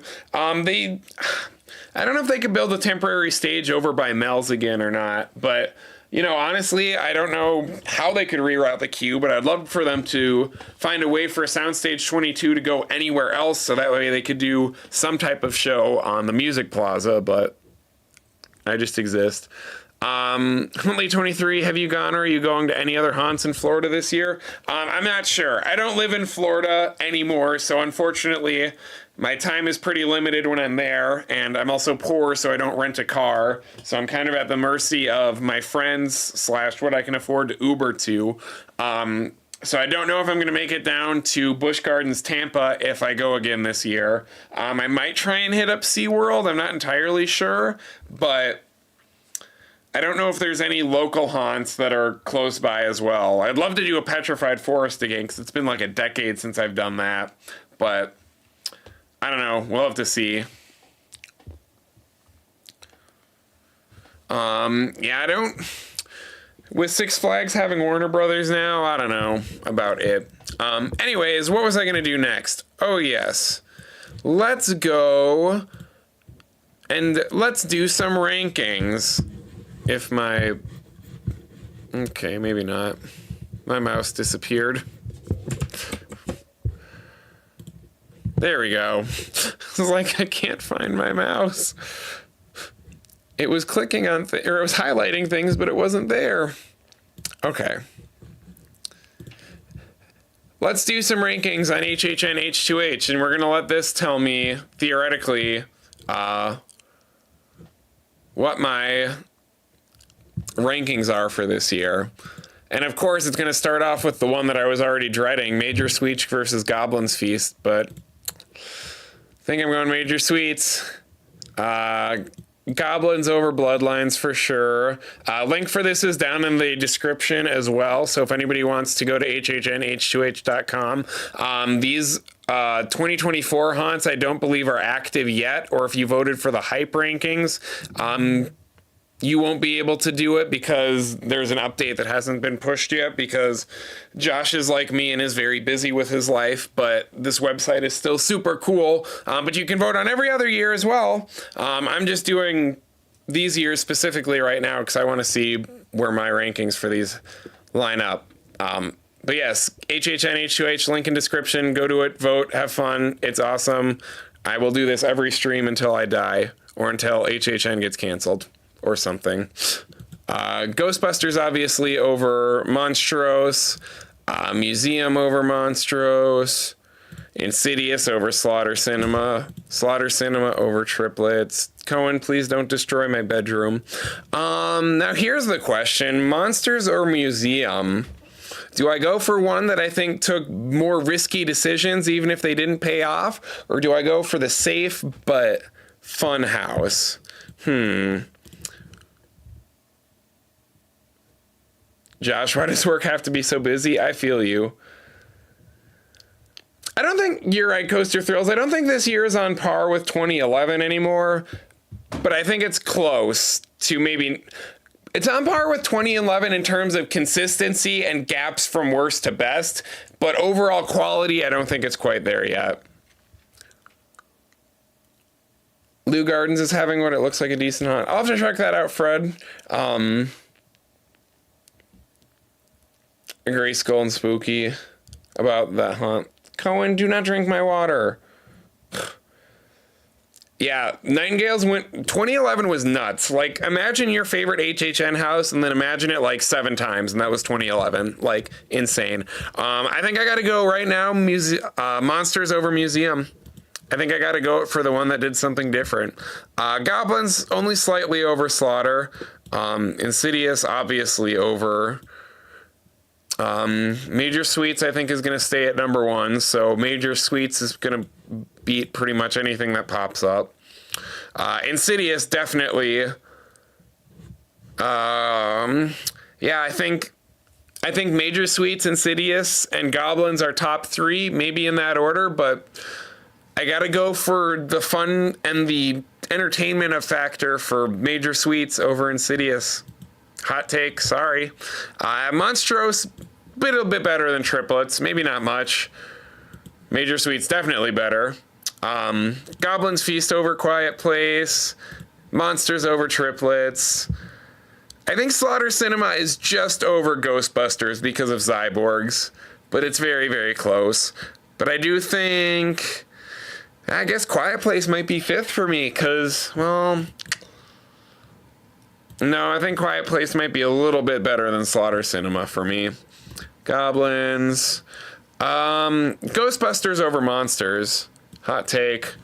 Museum over Triplets. Quiet Place over Goblin's Feast. Insidious, definitely. Now here's the battle I was asking myself all night at Premium Night. Monsters or Quiet Place? I think Quiet Place. I think it's got to be Ghostbusters over Museum for the effects. I think it's got to be a Quiet Place. I don't know. Somebody's probably calling me out for my inconsistencies in chat right here.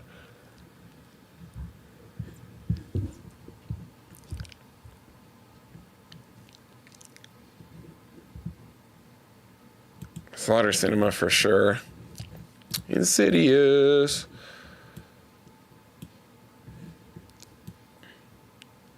I guess I should have gone to the hype ones. That would have showed me. Whatever, that's fine. Insidious. Ghostbusters over Triplets. Quiet Place over Triplets. Insidious gonna dominate. But Major Sweets is too. So Insidious or Goblin's Feast? I think Insidious has to get it. I want to give it to Goblin's Feast, but I think Insidious is just, it's got so many tricks up its sleeve that I've got to give it to that one. Slaughter Cinema is growing on me a lot as well. I really like Slaughter Cinema. Let's say, okay, I think we've done everything. I don't know if this is going to show just mine or not. This might be everyone's. I think this is everyone's, but that's okay. But in general, I want to see how many people agree with me. Oh, I should do just Orlando. Interesting. Interesting. So Major Sweets that low, disrespectful. People be putting Triplets over Major Sweets. Wrong. Quiet Place, wrong. Well, at least I know Josh wasn't influencing this entire thing.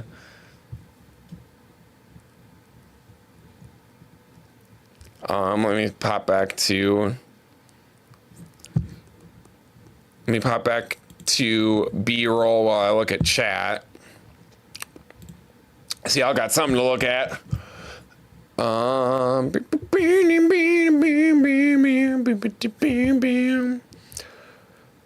Skull and Spooky, Saws and Steam, I think, was the worst. Like I said, it was kind of like Major Sweets if you took away the campy elements, but The Thing and Winter's Night, man, blew me away. Fred, I completely agree with you. Why do people think 25 was the best? I think it was one of the worst, in all honesty. Bottom 3 year for me, for sure. Like, good, but very forgettable and unspectacular, even with the highs.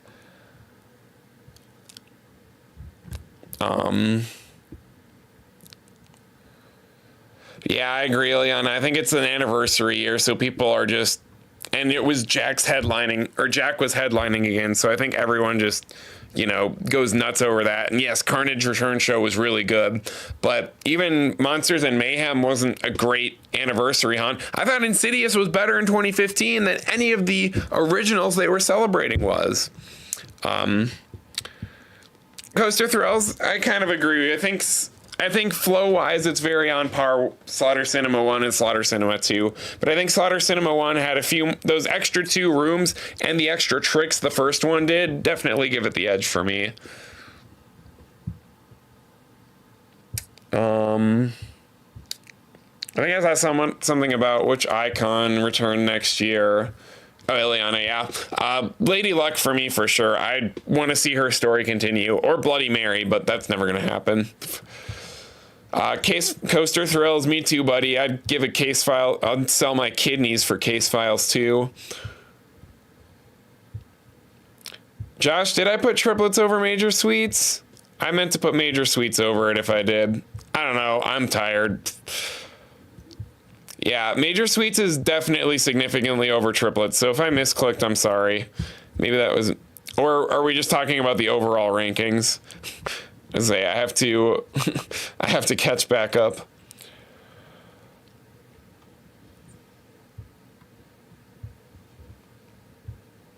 Skull and Spooky got my list. Let's go. Huntley, what are my top 3 HHN years? Great question. I don't know if I remember. I'm not factoring in this year yet, but 2011 is definitely my favorite. And I think probably, I don't know if I can, let's do this. 2011 is my favorite year, and then my 3 runners-up are going to be 2014, 2016, and last year, 2022. I'm going to do that. 2014 had some very top-tier haunts, but had a very mid-bottom half. 2016 had a very strong top half, very similar to this year, where there wasn't anything that was like SSS tier, but there was like a bunch of A tiers right next to each other. And then last year, Darkest Deal, Blood Moon, and Dr. Oddfellow are 3 of the best haunted houses HHN has ever done, so that's got to put them up in there for me. Why did I rank Body Correctors lower, Coaster Thrills? It just wasn't interesting to me. A lot of ideas I'd already seen before. Spine Rip we've got every year. The weird octagon room that one or two haunts used to always have back in the day. Just not interesting choices for me. What are you laughing at? My sneeze. Yeah. Oh yeah, Beijing and Jack. I'm interested to see how that plays out. I haven't looked at any of the content yet, and I know Josh is going to probably tell me all about it after he gets back. But I just want more icons to come back. Like, I just think, like, Sinister and Surreal proved it this year. Like, an icon presence, if not in every scare zone, overall, it just adds so much to the event. And Ileana, maybe I need to do an HHN lore stream during the off season, and we can do some talks and discussions, because, you know, winter months, January, February, March, I'm not going to have much HHN to talk about, so that might be a fun idea. I agree, One Tiny Life, Boris Schuster as an icon would be great.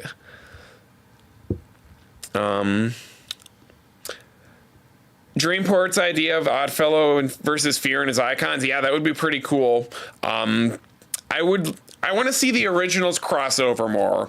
I want to not have the icons so segregated in their own little worlds. I thought you were going to Beijing. I already forgot. Oh no, you're going to Japan and Singapore. That's right. LOL, just kidding. Sometimes I have this thing where I just kind of group places and people together and I don't consciously realize it. Like, until I was like 21, I just like consciously grouped Thomas Edison and Albert Einstein as the same person, and my brain didn't register a difference. So sometimes I do that with other things too. Anyways, that's your stupid haha content creator moment of me today. Huntley, how would you rank the last 5 years of HHN? 2019. 2019 might be an honorable mention too. Ooh, no, I don't know. I forgot. If I had to rank them right now, including this year, I guess, I think I'd probably do last year, 2019, this year, 2020, 2021. I think that's how it would go.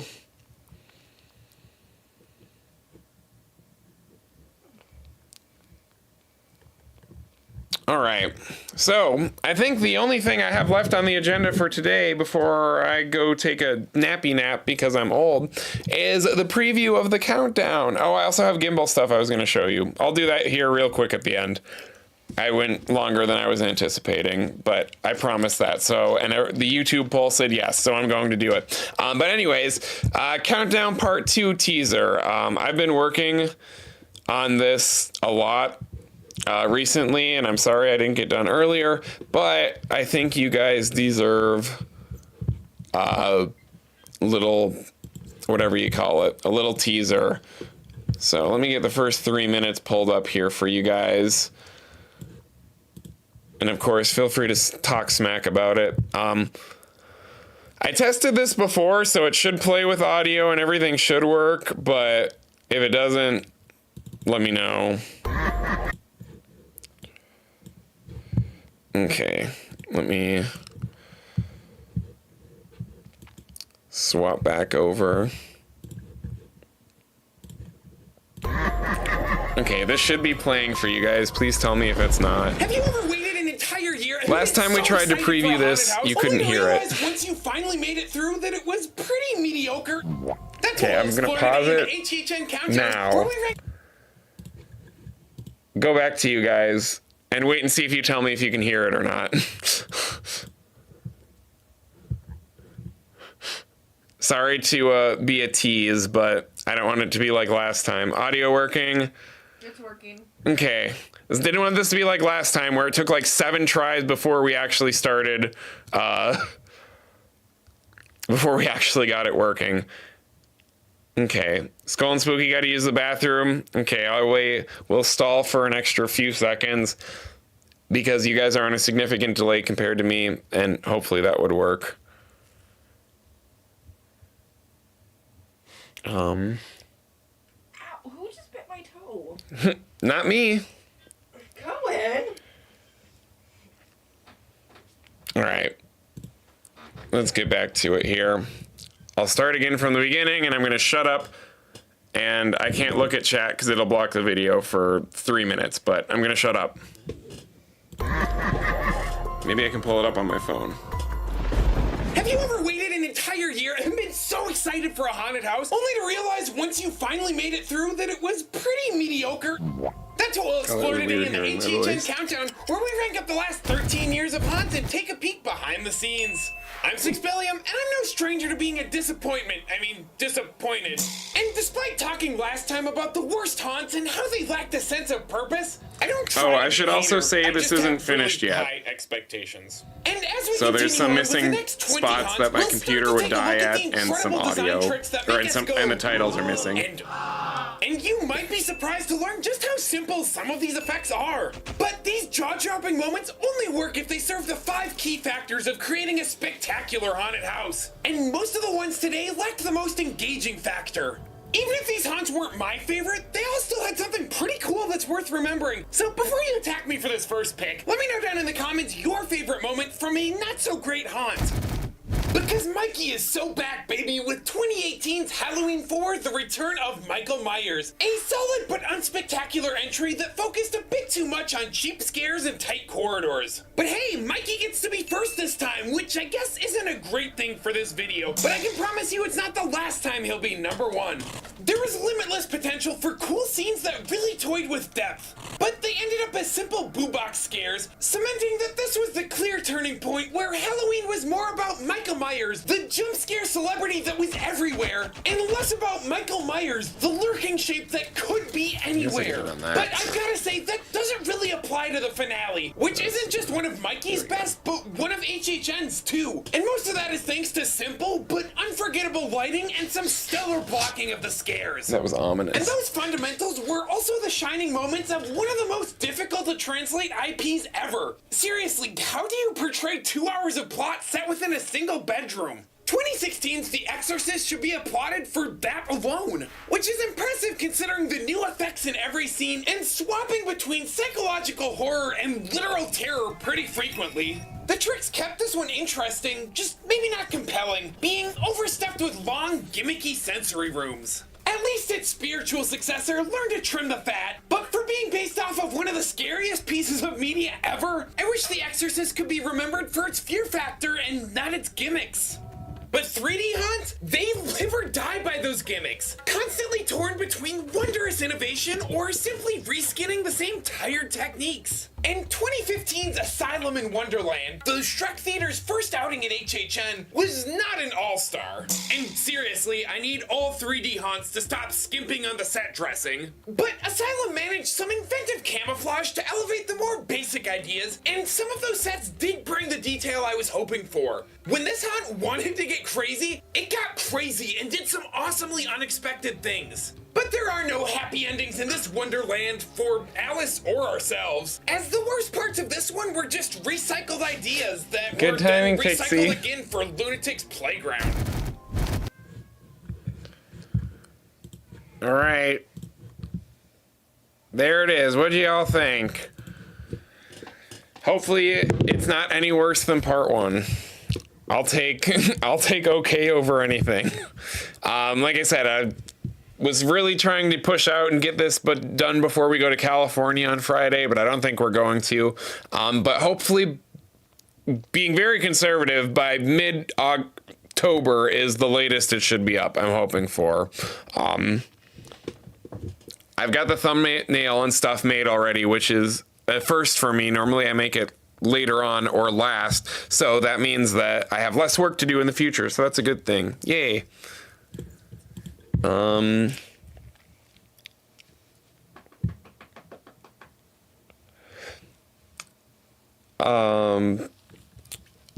how long was Shrek a house location? Yeah, I think 5 years. 2015 to what? 2019, 2020?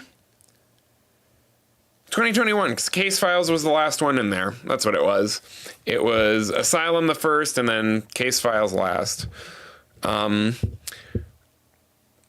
of Frankenstein went up in my rankings. I'm not going to tell you how much yet, but it went up significantly higher, which I will also say means Legends Collide went lower. After working on it for that trivia episode, I started to appreciate it a lot more. I think I was just burnt out on it the second year since it was part of HHN Light, and I kind of had to remove that bias. There's also, I don't know if anyone's going to be able to get it in the chat before I log off, but there's also there's at least one haunt that I know of that hasn't been on this list that I think it was already before. If you know what it is, let me know, but I'll have to go back and check. Thank you for the love, everyone. I would love Case Files back. So good. All right. So final thing on the agenda. Was it yesterday? Did we go to SDC? 2 days ago. 2 days ago. I don't even remember. So 2 days ago, we went to Silver Dollar City after work, aka I got up, edited, went to work, got out, went to Silver Dollar City, had dinner there, and then I had about an hour and a half to test out my gimbal that my lovely mother got me for my birthday. Thank you, Mary Lion Mother. I appreciate you. I posted a poll yesterday, I suppose it was, to see if I should show off some of this test footage for what I'm hopefully going to be using on the California trip and when I go back to HHN. So I have not looked at this footage myself yet. I'm trying to find if there's any good clips, but I at least wanted to give people a sneak peek of some of the stuff. Maybe one of mine. Ha ha ha ha ha. I didn't even know you recorded. I did too. I'm trying to find my Fog Hollow one, because I think that one was... I got very cranky trying to balance this and everything at the beginning. because I was also hangry. Where is my where is... That is a scary cat. I got the same thing I think I did when we went there. The summer smoked sausage sandwich with peppers. Is that what it was? Potato. That is a scary cat. Amanda got the sweet potato and sausage hash from the Taste of the City. I'm gonna have to see if I can find it anywhere. Josh says Outlaw Run. Okay, Outlaw Run might be overrated, but those night rides were S tier for me. And those 2 rides on Time Traveler were like the best I ever had. So it can be overrated all I want. I can't deny how freaking good. That is a scary cat. Sorry. Am I yelling?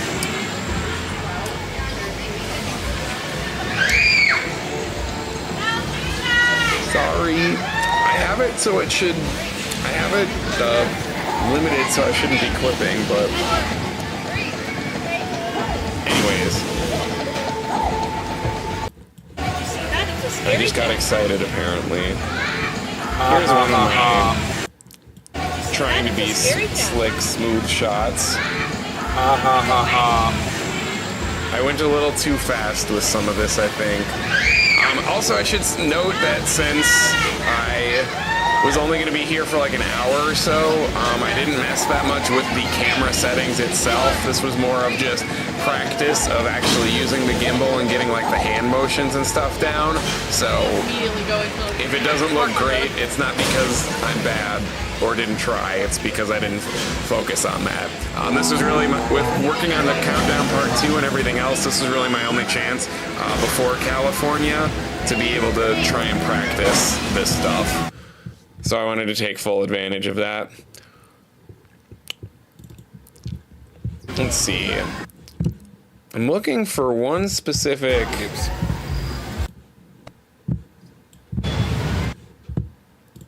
and I can't find it. I'm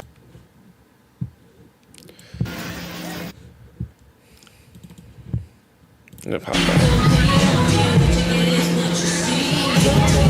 But Coaster Thrills Outlaw Run is great. Honestly, overall, I haven't been on many RMCs, and I also like wooden coasters more than other people probably do, but I think Outlaw Run's good. Maybe not incredible. Skull and Spooky, I might try and go to Fright Fest at Magic Mountain and do a video on it, because I think there's some cool things, but I think there's also a lot of very bad things. Coaster Thrills agreed. Time Traveler's Drop is lethal in the backseat, so good. Even better than my 2 rides the other night, like S tier. Yeah, I skimmed through Kevin Heimbach's, because if you can't tell, I never have time for anything. Some of it's bad. There's some effects that actually I think are not getting highlighted the way they should, but you know, we'll see. Hi Derek, welcome back. We're wrapping up here with some Silver Dollar City test footage, and then I'll be hopping off here in a little bit. So if there's any questions or any final things you want to ask, get them in now. Hi. Josh, love the grounded chest level shots. I got a few Evil Dead walking through, Evil Dead style walking through. I just can't find them right now. Also, I was obsessed growing up with that movie Roller Coaster, Fred. My mom can attest, if she's still in chat, that I watched it. Outlaw Run. And I would watch movies like that specifically because it was Six Flags. I would be like, this is cool, I want it. Where is this? I'm getting mad now. Hi, Pixie. I don't know if the people can see you because you're being a flat potato.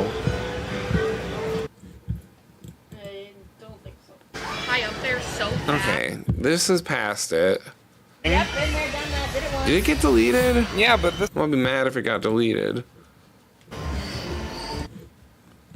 Yes, Pixie. It may not have gotten... Oh, there it is.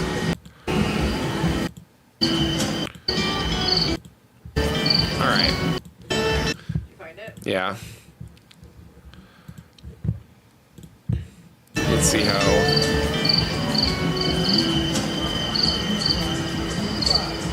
smooth gimbal.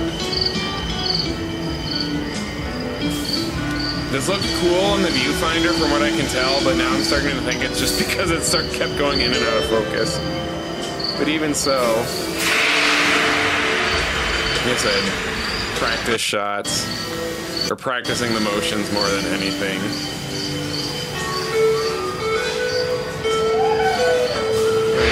Princess. Yeah. Do we want to listen to Nixie purring?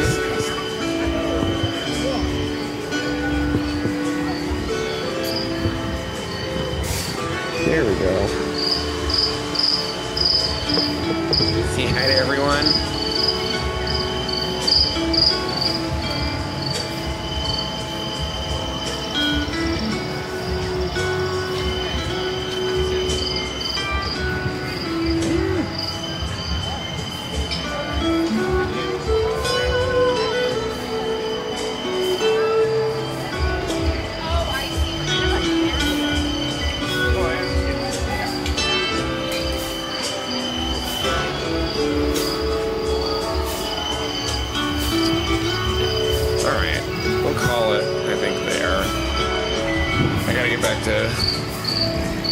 Reading chat here.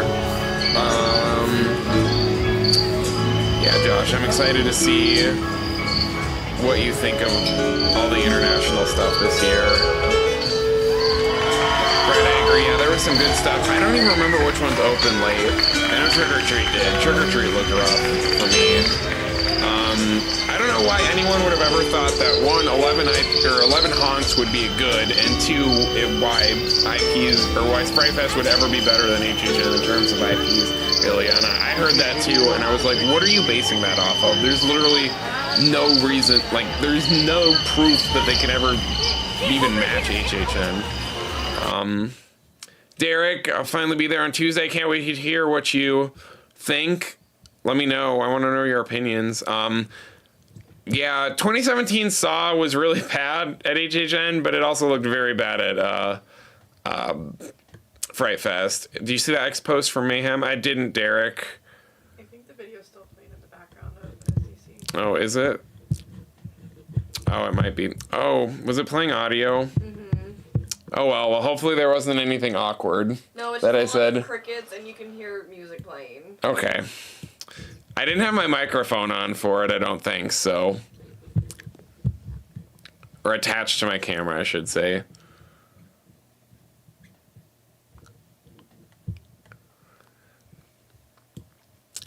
Yeah, it's going spooky. I know I dunked on one of your favorite HHN hunts by not liking Stranger Things, but man, it looks rough at Fear Fest. Anyways, I think that's about it for me, guys. This was a fun stream. Thanks for hanging out. Hopefully, bye Pixie. Hopefully as we start getting into the slower season, / I become a little bit better at this, we'll be able to have more structured streams, more games and stuff. I'm trying to use the slow season to get ahead on videos, so that way I'm not going to be running into this problem next year where I'm in the middle of a big project right when HHN season is going on. But hey, I'm still learning, and this is only year 2, which means that next year for year 3 is going to be even better than this. And if you're enjoying it so far this year, well, thanks. If you guys like the Scaredy Cats and want some cool emojis of them, sign up for a channel membership, only 99 cents a month at its cheapest tier. You'll get tons of Scaredy Cat updates. But of course, even just you guys tuning in for this stream and chatting with me and hanging out, I appreciate more than you'll ever know. And of course, subscribing and watching the videos. I think my part 1 of the countdown, countdown, whatever you want to call it, I think probably crossed 5,000 views while this stream was going on. I'm going to double check real quick, but for being out only a month, that's pretty good for me. And I think it's only going to get better as the season goes on, so that's super awesome. Oh, we're at 4,997, so we were close. It was over ambitious, flew too close to the sun. But hey, we're almost there, I'll take it. Any final questions before we hop off? The Scaredy Cats are fighting behind me.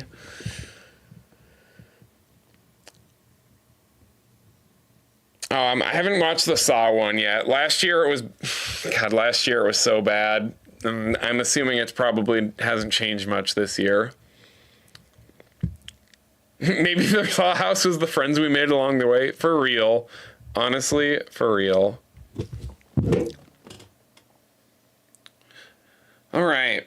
Well, thank you, everyone, especially channel members. Appreciate y'all.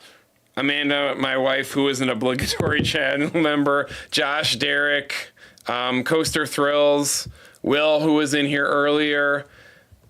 My mother.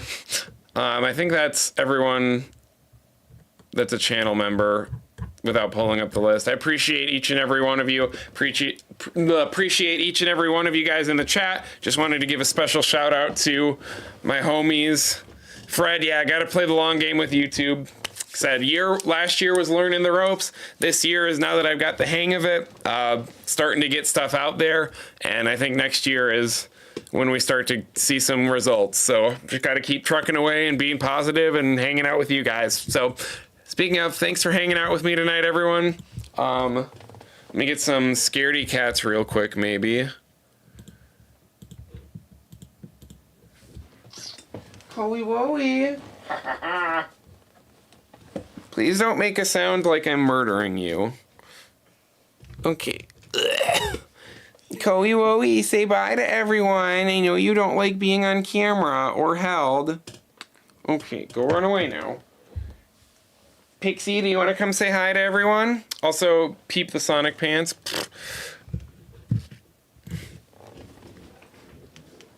Pixie, can you come say bye? Is Chino up here? Not that I've seen. Okay, I can't get Pixie. We're just gonna have to live with what it was, or when we saw her earlier. But thank you, everyone. Have a good night. Love y'all. Thanks for the support. And ask me, or if you guys are in Discord, ask me anything you want to know about my California trip or anything you want me to cover. And I'll probably do another stream similar to this when I get back from Cali. Well,